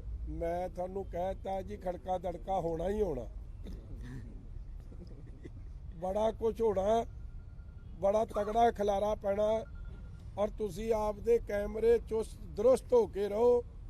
ਅੱਜ ਹੋ ਗਈ 4 5 ਹੋ ਗਈ ਕਿ 4 ਤਰੀਕ, 36 ਘੰਟੇ ਦੀ ਗੱਲ ਰਹਿ ਗਈ। ਉਸ ਤੋਂ ਬਾਅਦ ਤਾਂ ਤੁਹਾਡੇ ਕੈਮਰੇ 'ਚ ਫੁੱਲ ਹੀ ਫੁੱਲ ਆਉਣਾ ਕੰਮ। ਜਿਹੜਾ ਕੱਲ ਕਹੀ ਜਾ ਰਿਹਾ ਕਿ ਚੰਨੀ, ਬੇਸਿਕਲੀ ਇਸ਼ਾਰਾ ਤਾਂ ਚੰਨੀ ਸਾਹਿਬ ਤੇ ਹੈ ਨਾ ਕਿ ਕਠਪੁਤਲੀ ਹੈ, ਕਮਜ਼ੋਰ ਹੈ। ਖੱਡਾ ਖਾਣ ਵਾਲਾ ਮੁੱਖ ਮੰਤਰੀ ਚਾਹੀਦਾ ਜਾਂ ਲੋਕਾਂ ਉਹਨਾਂ ਨੇ ਦੇਸ਼ ਦੀ ਉਹਨਾਂ ਨੇ ਲੋਕਾਂ ਰੇਤ ਦੀਆਂ ਖੱਡਾ ਖਾਣ ਵਾਲਾ ਚਾਹੀਦਾ। ਸੋ ਪੀਪੀਸੀਸੀ ਦਾ ਪ੍ਰਧਾਨ ਸਿੱਧੇ ਆਰੋਪ ਰਾਹੁਲ ਗਾਂਧੀ ਦੀ ਚੋਇਸ ਤੇ ਲਾ ਰਿਹਾ ਔਰ ਉਹਦੀ ਕਰਪਸ਼ਨ। ਔਰ ਸੀਐਮ ਚੰਨੀ ਕੀ ਕਹਿੰਦਾ, ਮੈਂ ਉਹਨੇ ਇੱਕ ਲਫ਼ਜ਼ ਵਰਤਿਆ ਸੀਗਾ ਕਿ ਮੈਂ ਗਰੀਬ ਜ਼ਰੂਰ ਆ ਮਗਰ ਮੈਂ ਕਮਜ਼ੋਰ ਨਹੀਂ ਆ। ਉਹ ਕਹਿੰਦਾ ਮੈਂ ਕਮਜ਼ੋਰ ਆ। ਨਾ ਚੰਨੀ ਸਾਹਿਬ, ਗਰੀਬ ਤਾਂ ਤੁਸੀਂ ਹੈ ਨਹੀਂ, ਰੇਟ ਤੋਂ ਬਾਅਦ ਸਭ ਨੂੰ ਸਮਝ ਆ ਗਈ ਆ। ਕਮਜ਼ੋਰ ਤੁਸੀਂ ਹੈ ਕਿ ਨਹੀਂ ਆ, ਇਹ 6 ਤਰੀਕ ਦੱਸ ਦੂ।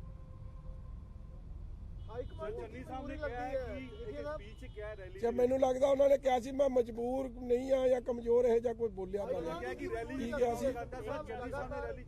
ਕਿ ਮੈਂ ਗਰੀਬ ਜ਼ਰੂਰ ਆ, ਮੇਰੀ ਜਿੱਤ ਬੜੀ ਹੈ, ਕਮਜ਼ੋਰ ਨਹੀਂ ਆ। ਹੈ ਚੰਨੀ ਸਾਹਿਬ ਨੇ ਇੱਕ ਰੈਲੀ ਚ ਅਨਾਉਂਸ ਕੀਤੀ, ਝੰਡੇ ਡੰਡੇ ਢੋਲ ਲੈ ਕੇ ਸਿਰੇ ਲੈ ਕੇ ਉਹ ਮੇਰੀ ਜਿੱਤ ਪੱਕੀ ਆ। ਉੱਥੋਂ ਦੇ ਵਰਕਰਸ ਨੂੰ ਕਿਹਾ।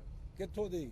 ਚਮਕੌਰ ਸਾਹਿਬ ਦੇ ਵਰਕਰ ਦੇ ਵਿੱਚ ਟੀਵੀ ਤੇ ਕਹਿੰਦੇ 6 ਤਰੀਕ ਨੂੰ ਢੋਲ ਡੰਗਾਰੇ ਲੈ ਕੇ ਆ ਜਾਓ, ਮੈਂ ਹੀ ਉਹ ਮੁੱਖ ਮੰਤਰੀ ਆ। ਸਿੱਧੂ ਨੂੰ ਕਹਿੰਦਾ ਹੋਣਾ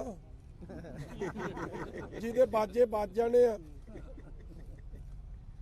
ਔਰ ਮੈਂ ਤੁਹਾਨੂੰ ਇਹ ਵਿਸ਼ਵਾਸ ਦਿਵਾਉਣਾ ਕਿ ਜਦੋਂ ਸਿੱਧੂ ਸਾਹਿਬ ਨੂੰ 6 ਤਰੀਕ ਤੋਂ ਬਾਅਦ ਜੇ ਲੋੜ ਪਊਗੀ ਤੇ ਆਪਦੇ ਛੋਟੇ ਵੀਰ ਨੂੰ ਫੋਨ ਕਰਦੇ, ਮੈਂ ਉਹਨੂੰ ਫੇਰ ਮਨਾਉਣ ਦੀ ਜਾਊਂਗਾ। ਅਸੀਂ ਦੋਵੇਂ ਰੁੱਸ ਚੱਲੇ ਤੇ ਮਨਾਉ ਕੌਣ, ਵੇ ਬੀਬੀ ਸਿੱਧੂ ਤੇ ਬਾਬਾ ਸਿੱਧੂ ਨੂੰ ਮਨਾਵਾਂਗੇ। ਗੰਦੀ ਜੀ ਭਾਸ਼ਾ ਦਾ ਇਸਤੇਮਾਲ ਕਰਕੇ ਉਹਨੇ ਕਿਹਾ, ਗੰਦੀ ਜੀ ਭਾਸ਼ਾ ਦਾ ਇਸਤੇਮਾਲ ਕਰਕੇ ਕਹਿੰਦੀ 25000 ਵੋਟ ਤੋਂ ਹਰਾਉਂਗਾ ਤੁਹਾਨੂੰ ਮੈਂ।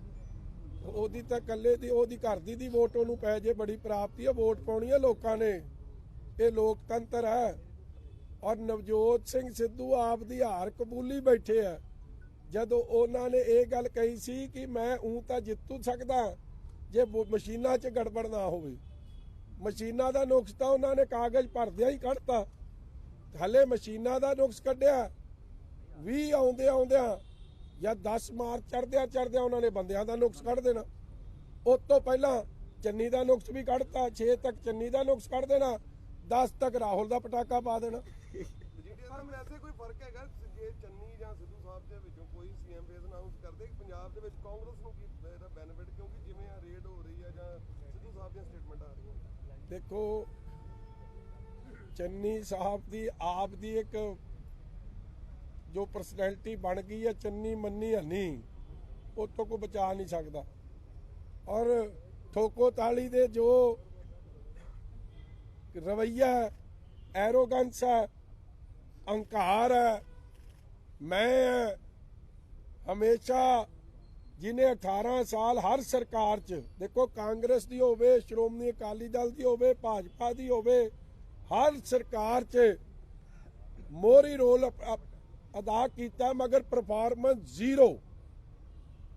ਪਰਫਾਰਮੈਂਸ ਦੇ ਆਧਾਰ ਤੇ ਬਿਲਕੁਲ ਹੀ ਇੱਕ ਮੈਂ ਕਹਿ ਸਕਦਾ ਫੇਲ।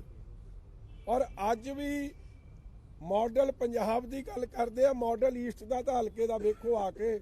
5 ਸਾਲ ਹੋ ਗਏ ਇਹਦੇ ਤਰਲੇ ਕਰਦਿਆਂ, ਇਹਨੇ ਕੋਈ ਮੰਡੀ 'ਚ ਕੰਮ ਨਹੀਂ ਕਰਾਇਆ, ਨਾ ਕੋਈ ਸੜਕ ਬਣਾਈ ਹੈ, ਈਵਨ ਕਿ ਸਫਾਈ ਦੀਆਂ ਮਸ਼ੀਨਾਂ ਤੱਕ ਨਹੀਂ ਨਵੀਆਂ ਲਿਆ ਕੇ ਦੇ ਸਕਾ। ਕਿੰਨੇ ਵਾਅਦੇ ਕੀਤੇ ਉਹਨੇ। ਵਿਕਰਮ ਜੀ ਨਵਜੋਤ ਸਿੰਘ ਸਿੱਧੂ ਹਮੇਸ਼ਾ ਕਹਿੰਦੇ ਕਿ ਮੈਂ ਪੰਜਾਬ ਲਈ ਬਹੁਤ ਤਿਆਗ ਕੀਤਾ। ਕੀ ਤਿਆਗ ਕੀਤਾ? ਉਹ ਕਹਿੰਦੇ ਰੋਜ਼ ਰੌਂਡੀ ਪਿੱਟਦਾ, ਮੁੱਖ ਮੰਤਰੀ ਬਣਾ ਦਿਓ, ਮੁੱਖ ਮੰਤਰੀ ਬਣਾ ਦਿਓ। ਮੈਨੂੰ ਤਾਂ ਲੱਗਦਾ ਜਿਵੇਂ ਇਹ ਕਿਤੇ ਹਾਰਟ ਅਟੈਕ ਹੀ ਨਾ ਹੋ ਜੇ ਉਦਣ ਜੇ ਨਾ ਲਾਣਿਆ। ਰੱਬ ਉਹਨੂੰ ਕਿਰਪਾ ਕਰੇ, ਤਗੜਾ ਰੱਖੇ।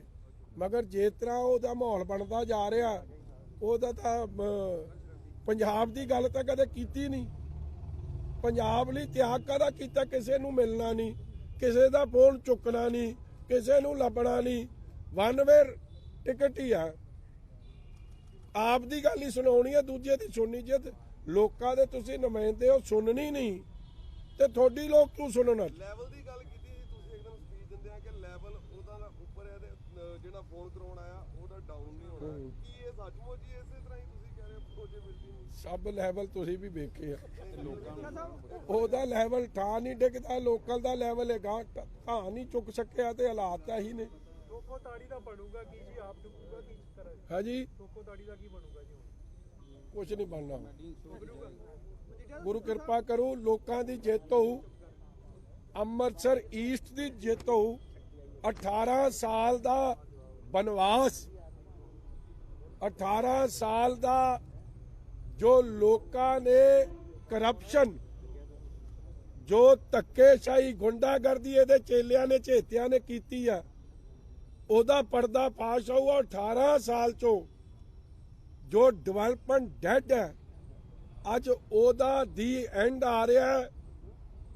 ਤਰੱਕੀ ਦੀ, ਲੋਕਾਂ ਦੀ ਸੁਣਵਾਈ ਦੀ ਪਾਰੀ ਸ਼ੁਰੂ ਹੋਊਗੀ। ਜਿਹੜਾ ਵਿਸ਼ਵਾਸ ਕਰਨ ਦੇ ਨੇ ਜੀ ਤੁਹਾਡੇ ਤੇ ਲੋਕ, ਜਿਵੇਂ ਸਬਜ਼ੀ ਮੰਡੀ ਵਾਲੇ ਖਲੋਤੇ ਨੇ, ਵਾਕਈ ਡਿਵੈਲਪ ਹੋ ਜਾਏਗੀ ਇਸ ਤਰ੍ਹਾਂ ਤੁਸੀਂ ਨਹੀਂ ਨਹੀਂ, ਤੁਸੀਂ ਇਹ ਗੱਲ ਗਲਤ ਹੈ।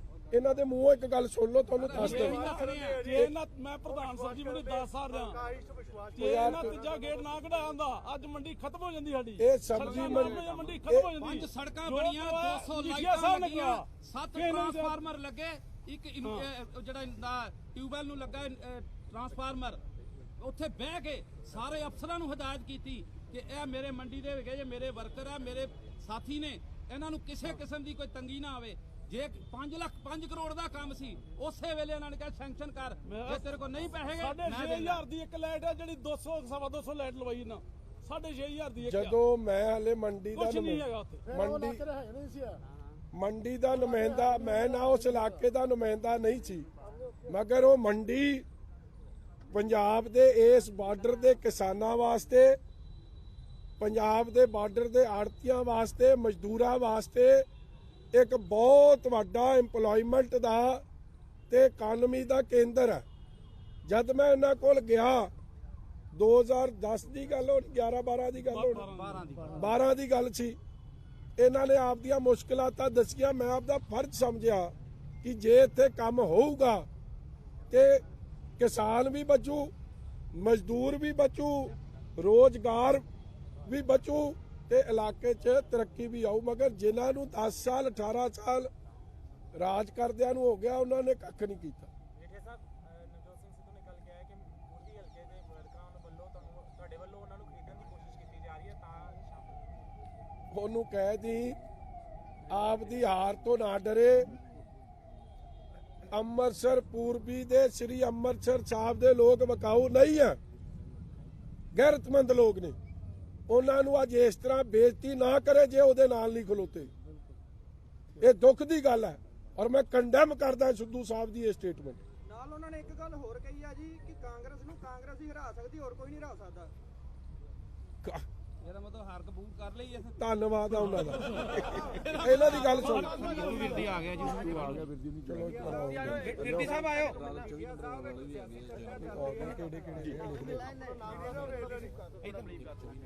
ਇਹਦੇ ਫਾਦਰ ਸਾਹਿਬ, ਮੈਂ ਰੋਸ਼ਨ ਜੋਸਫ ਕ੍ਰਿਸਚੀਅਨ ਕਮਿਊਨਿਟੀ ਨਾਲ ਬਿਲੋਂਗ ਕਰਦਾ ਹਾਂ। ਜਾਂ ਤਾਂ ਮੈਂ ਗੱਲ ਸੁਣ ਲਾ, ਮੈਨੂੰ ਗੱਲ ਤਾਂ ਸੁਣਨੀ। ਸਿਆਸੀ ਚਰਚਾ ਚੱਲ ਰਹੀ ਆ, ਜੇ ਨਵਜੋਤ ਸਿੰਘ ਸਿੱਧੂ ਨੂੰ ਕਾਂਗਰਸ ਸੀਐਮ ਚਿਹਰਾ ਨਹੀਂ ਐਲਾਨਦੀ ਤਾਂ ਉਹ ਪਾਰਟੀ ਵੀ ਛੱਡ ਸਕਦੇ ਆ। ਜੇ ਉਹ ਕਾਂਗਰਸ ਛੱਡਦੇ ਆ ਤੇ ਅਕਾਲੀ ਦਲ ਚੱਲਣ ਲਈ ਤਿਆਰ ਆ ਜੀ।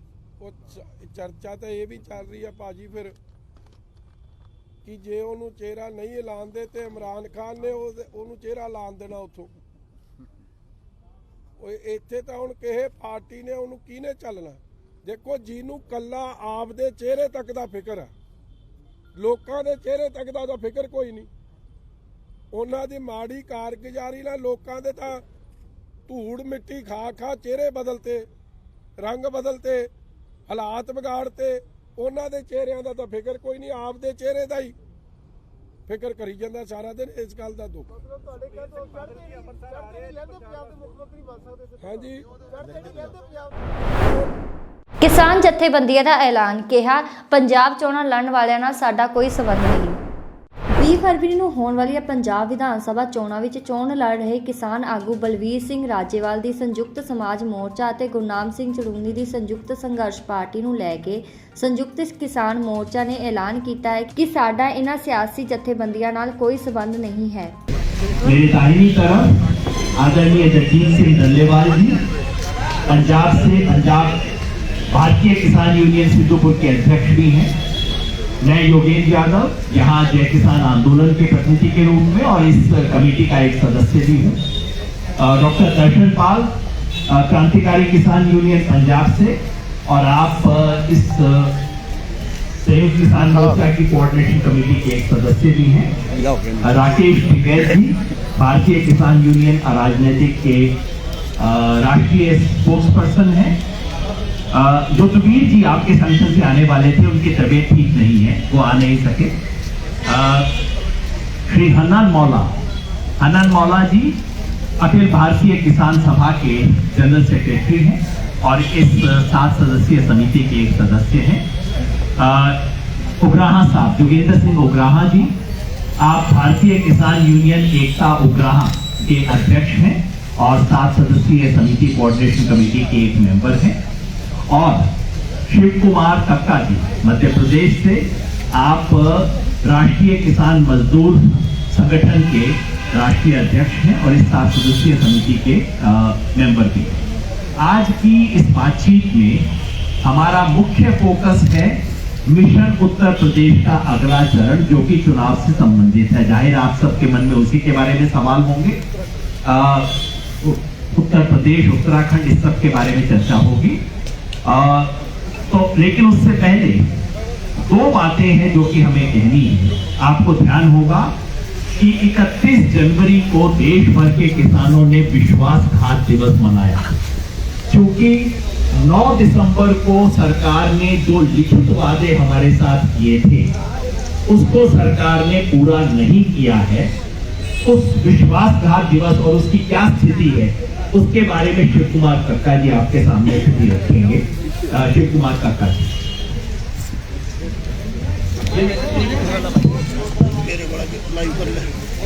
सभी साथियों को नमस्कार। देखिए, 5 बिंदुओं पर हमारी सहमति बनी थी और उस पर सरकार ने पत्र जारी किया।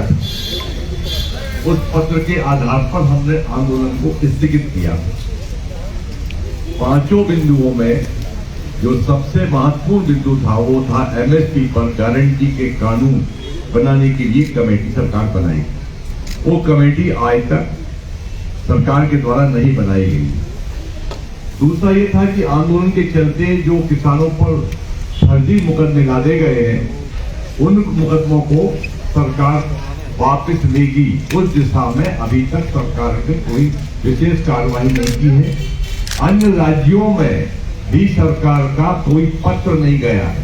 जो पत्र जाना चाहिए था, जैसे मध्य प्रदेश है, अन्य प्रदेश है, वहां पर कोई पत्र, मैंने गृह मंत्री नरोत्तम मिश्रा से पूछा था कि कोई पत्र क्या केंद्र सरकार से आया है। उन्होंने कहा हमारे पास कोई सूचना नहीं है, प्रकरण वापस लेने की। इसी प्रकार से अन्य राज्यों की स्थिति भी बनी हुई है।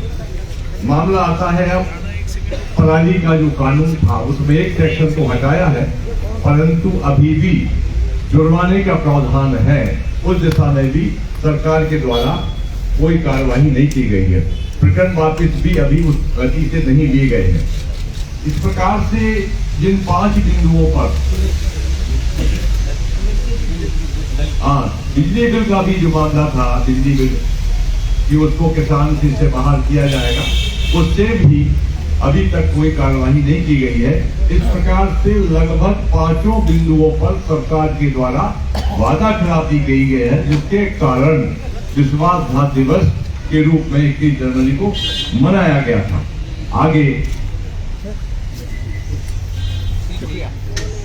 अरे क्या दिक्कत है भाई?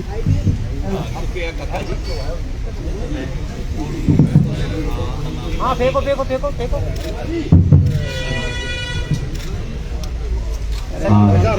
शुक्रिया काका जी। इसलिए नीचे हो भाई, मेरा अनुरोध होगा आप प्लीज इसको डिस्टर्ब मत कीजिए सामने से प्लीज। आपको बोल रहे हैं, आपको बोल मैं आपको अनुरोध कर रहा हूँ, ऐसा मत कीजिए आप।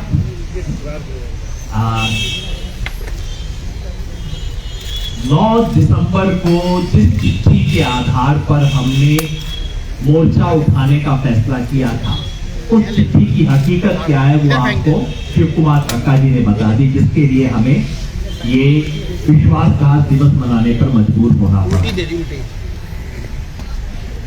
जैसा मैंने कहा, इन तमाम कारणों से संयुक्त किसान मोर्चा उत्तर प्रदेश, उत्तराखंड और बाकी चुनाव में इस किसान विरोधी सरकार के बारे में अपनी भूमिका लेने के लिए मजबूर हुआ है, जिसकी घोषणा आज की जाएगी। सबसे पहले मैं हनन मौला जी से कहूंगा कि उत्तर प्रदेश के किसान संगठनों ने जो इसके बारे में फैसला किया है उसकी सूचना दी। उत्तर प्रदेश के तमाम किसान संगठनों ने जो संयुक्त किसान मोर्चा के साथ जुड़े हैं, उन्होंने मिलकर कुछ फैसला किया है, जिसकी सूचना हनन मौला जी देंगे। साथियों, हमारा हर राज्य में संयुक्त किसान मोर्चा का चैप्टर है। उत्तर प्रदेश जो चैप्टर है, उत्तर प्रदेश चैप्टर का हम लोग एक मीटिंग किया परसों, जहाँ 41 संगठन हाजिर था। आज कुछ संगठन नहीं आया था, मगर बाद में जोड़ा है। मोट 57 संगठन उत्तर प्रदेश का है, जो हमारा एसकेएम का उत्तर प्रदेश चैप्टर का साथ जुड़ा हुआ है। उसको मीटिंग हुआ और उसी मीटिंग में तय हुआ है जो हमारा एसकेएम का डिक्लेयर पॉलिसी है, जो बीजेपी को साझा दो, पानिश बीजेपी, ये जो हमारा स्लोगन है, इसी के आधार पर उत्तर प्रदेश के अंदर जितना संगठन है कैसे काम करें, वो चर्चा हुआ। और चर्चा के बाद तय हुआ कि एक तो हम एक पर्चा देंगे नेशनल लेवल पे, हम सेंटर से पर्चा देंगे। उत्तर प्रदेश जो वोटर है उसके अपील करके एक पर्चा देंगे। वो पर्चा को कॉपी हर जिला में अपना अपना जगह में छापेगा। तो पर्चा को अपना अपना जिला से छाप के वो जो सत्तावन ऑर्गेनाइजेशन है, इसको गांव-गांव में वोटर तक पहुंचे, घर-घर जा। ਕੇਜਰੀਵਾਲ ਵੱਲੋਂ ਪੰਜਾਬੀ ਬੋਲੀ ਅਤੇ ਸਿੱਖੀ ਸੱਭਿਆਚਾਰ ਨੂੰ ਅਪਮਾਨਿਤ ਕਰਨ ਤੇ ਬੋਲੇ ਹਰਚਰਨ ਸਿੰਘ ਬੈਂਸ। ਸ਼੍ਰੋਮਣੀ ਅਕਾਲੀ ਦਲ ਨੇ ਕਾਂਗਰਸ ਤੇ ਆਮ ਆਦਮੀ ਪਾਰਟੀ ਵੱਲੋਂ ਪੰਜਾਬ ਨੂੰ ਮੁੜ ਫਿਰਕੂ ਨਫ਼ਰਤ ਦੀ ਅੱਗ ਦੀ ਲਪੇਟਾ ਵਿੱਚ ਧੱਕਣ ਦੀ ਸਾਜ਼ਿਸ਼ ਵਿਰੁੱਧ ਪੰਜਾਬੀਆਂ ਨੂੰ ਸੁਚੇਤ ਕੀਤਾ ਹੈ। ਅੱਜ ਇੱਥੇ ਪੱਤਰਕਾਰਾਂ ਨੂੰ ਸੰਬੋਧਿਤ ਕਰਦਿਆਂ ਸ਼੍ਰੋਮਣੀ ਅਕਾਲੀ ਦਲ ਦੇ ਪ੍ਰਧਾਨ ਸੁਖਬੀਰ ਬਾਦਲ ਦੇ ਪ੍ਰਮੁੱਖ ਸਲਾਹਕਾਰ ਹਰਚਰਨ ਸਿੰਘ ਬੈਂਸ ਨੇ ਕਿਹਾ ਕਿ ਚੋਣਾਂ ਦੀ ਤਾਰੀਖ ਨੇੜੇ ਆਉਂਦਿਆਂ ਹੀ ਅਕਾਲੀ ਬਸਪਾ ਦੇ ਹੱਕ ਵਿੱਚ ਨਿਤ ਦਿਨ ਤੇਜ਼ ਹੋ ਰਹੀ ਹਨੇਰੀ ਤੋਂ ਕਾਂਗਰਸ ਤੇ ਆਮ ਆਦਮੀ ਪਾਰਟੀ ਪੂਰੀ ਤਰ੍ਹਾਂ ਦੰਗ ਤੇ ਸਤੰਭ ਰਹਿ ਗਈਆਂ ਹਨ ਅਤੇ ਇਹਨਾਂ ਨੇ ਆਖਰੀ ਹੱਥਕੰਡੇ ਵਜੋਂ ਫਿਰਕੂ ਪੱਤਾ ਖੇਡਿਆ ਹੈ। स्टूडेंट है संगेड़ा साहब और ਜਿਹੜੇ ਪੰਜਾਬੀ ਦੇ ਬਹੁਤ ਅੱਛੇ ਬੁਲਾਰੇ ਹੈ और ਜਿਹੜੇ ਹਰ ਭੀੜ ਪਈ ਤੇ ਇਹਨਾਂ ਦੀ ਪਾਰਟੀ ਤੇ ਆਮ ਆਦਮੀ ਪਾਰਟੀ ਤੇ ਉਹ ਪਾਰਟੀ ਲਈ ਡਟ ਕੇ ਲੜਦੇ ਆਏ ਹੈ। ਮੇਰੇ ਨਾਲ ਵੀ ਕਈ ਵਾਰੀ ਉਹਨਾਂ ਦਾ ਟੈਲੀਵਿਜ਼ਨ ਦੇ ਉੱਤੇ ਕਈ ਪ੍ਰੋਗਰਾਮ ਸਾਡੇ ਇਕੱਠਿਆਂ ਦੇ ਹੋਏ ਆ, ਜਿਹਦੇ 'ਚ ਬਹਿਸ ਮੁਆਵਜ਼ਾ ਹੋਇਆ। ਮੇਰੇ ਸਟੂਡੈਂਟ ਨੇ, ਮੇਰਾ ਬਹੁਤ ਪਿਆਰ ਉਹਨਾਂ ਨਾਲ, ਮੇਰਾ ਵੀ ਬਹੁਤ ਸਤਿਕਾਰ ਕਰਦੇ ਨੇ ਔਰ ਉਹਨਾਂ ਦਾ ਮੈਂ ਬਹੁਤ ਧੰਨਵਾਦੀ ਹਾਂ। ਲੇਕਿਨ ਉਹਨਾਂ ਨੂੰ ਸੱਜੇ ਹੱਥ ਬਿਠਾਲਦੇ ਨੇ, ਇੱਕ ਖੱਬੇ ਹੱਥ ਇੱਕ ਦੂਸਰੇ ਪੰਜਾਬੀ ਨੂੰ ਬਿਠਾਲਦੇ ਨੇ, ਉਹਦਾ ਨਾਂ ਨਹੀਂ ਪਤਾ ਹੈ। ਲੇਕਿਨ ਪ੍ਰੈਸ ਕਾਨਫਰੰਸ ਨੂੰ ਐਡਰੈਸ ਕੌਣ ਕਰ ਰਿਹਾ? ਇੱਕ ਗੈਰ ਪੰਜਾਬੀ, ਜਿਹਨੂੰ ਪੰਜਾਬੀ ਬੋਲਣੀ ਨਹੀਂ ਆਉਂਦੀ। ਤੁਹਾਡੀ ਕੀ ਮਜਬੂਰੀ ਹੈ ਕਿ ਤੁਸੀਂ ਪੰਜਾਬ ਦੇ ਵਿੱਚ ਪੰਜਾਬੀ ਨਹੀਂ ਬੋਲ ਸਕਦੇ? ਇਹ ਮੈਂ ਰੋਜ਼ ਪੁੱਛ ਰਿਹਾ ਔਰ ਉੱਥੇ ਕਬਰਾਂ ਵਰਗਾ ਸन्नाटा ਛਾਇਆ ਹੋਇਆ, ਕੋਈ ਜਵਾਬ ਨਹੀਂ ਆ ਰਿਹਾ। ਕੀ ਪੰਜਾਬ ਦੇ ਵਿੱਚ ਆਮ ਆਦਮੀ ਪਾਰਟੀ ਕੋਲ ਪੰਜਾਬੀ ਬੋਲਣੇ ਵਾਲਾ ਕੋਈ ਬੁਲਾਰਾ ਨਹੀਂ ਰਹਿ ਗਿਆ? ਔਰ ਦੂਜੀ ਗੱਲ, ਬੜੀਆਂ ਵੱਡੀਆਂ ਗੱਲਾਂ ਕਰ ਰਹੇ ਨੇ ਉਹ ਰਾਘਵ ਚੱਡਾ, ਜਿਹੜੇ ਮੁੰਡੂ ਦੀ ਗੱਲ ਕਰ ਰਿਹਾ ਮੈਂ, ਅੱਜ ਉਹ ਬੜਾ ਕਹਿ ਰਹੇ ਨੇ ਕਿ ਜੀ ਜਾਖੜ ਸਾਹਿਬ ਨੂੰ ਉਹਨਾਂ ਦੇ ਧਰਮ ਦੇ ਬਿਨਾਂ ਤੇ ਅਹੁਦਾ ਕਿਉਂ ਨਹੀਂ ਦਿੱਤਾ ਗਿਆ। ਮੇਰਾ ਉਹਨਾਂ ਨੂੰ ਸਵਾਲ ਹੈ, ਉਹਨਾਂ ਨੂੰ ਵੀ ਔਰ ਆਮ ਆਦਮੀ ਪਾਰਟੀ ਨੂੰ ਵੀ, ਔਰ ਖਾਸ ਤੌਰ ਤੇ ਭਗਵੰਤ ਮਾਨ ਨੂੰ, ਕੀ ਦਿੱਲੀ ਵਿੱਚ ਕੋਈ ਸਿੱਖ ਨਹੀਂ ਹੈ? ਕੀ ਦਿੱਲੀ ਵਿੱਚ ਕੋਈ ਪੰਜਾਬੀ ਨਹੀਂ ਹੈ? ਕੀ ਦਿੱਲੀ ਵਿੱਚ ਆਮ ਆਦਮੀ ਪਾਰਟੀ ਦਾ ਕੋਈ ਵਰਕਰ ਪੰਜਾਬੀ ਨਹੀਂ ਹੈ? ਤੁਹਾਡੀ ਸਰਕਾਰ ਦੇ ਵਿੱਚ, ਆਮ ਆਦਮੀ ਪਾਰਟੀ ਦੀ ਸਰਕਾਰ ਹੈ ਦਿੱਲੀ ਦੇ ਵਿੱਚ ਕੇਜਰੀਵਾਲ ਦੀ, ਔਰ ਤੁਹਾਡੀ ਪਾਰਟੀ ਦੇ ਵਿੱਚ, ਔਰ ਤੁਹਾਡੇ ਕਿਸੇ ਵੀ ਹੋਰ ਸੰਗਠਨ ਦੇ ਵਿੱਚ, ਤੁਹਾਡੇ ਕਿਸੇ ਕਾਰਪੋਰੇਸ਼ਨ ਦੇ ਵਿੱਚ, ਕਿਸੇ ਬੋਰਡ ਦੇ ਵਿੱਚ, ਕਿਸੇ ਆਫੀਸ਼ੀਅਲ ਅਹੁਦੇ ਉੱਤੇ ਕੋਈ ਪੰਜਾਬੀ ਹੈ?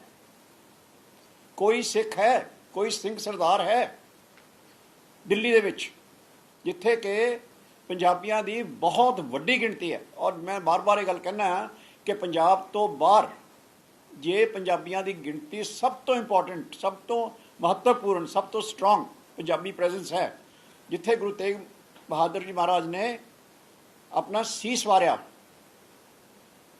ਜਿੱਥੇ ਸਾਡੇ ਸਾਰੇ ਗੁਰਸਾਹਿਬਾਨ ਦੀਆਂ ਨਿਸ਼ਾਨੀਆਂ ਚੱਪਾ ਚੱਪੇ ਤੇ ਪਈਆਂ ਨੇ, ਉੱਥੇ ਇਹਨਾਂ ਨੂੰ ਕੋਈ ਪੰਜਾਬੀ ਨਹੀਂ ਲੱਭਦਾ।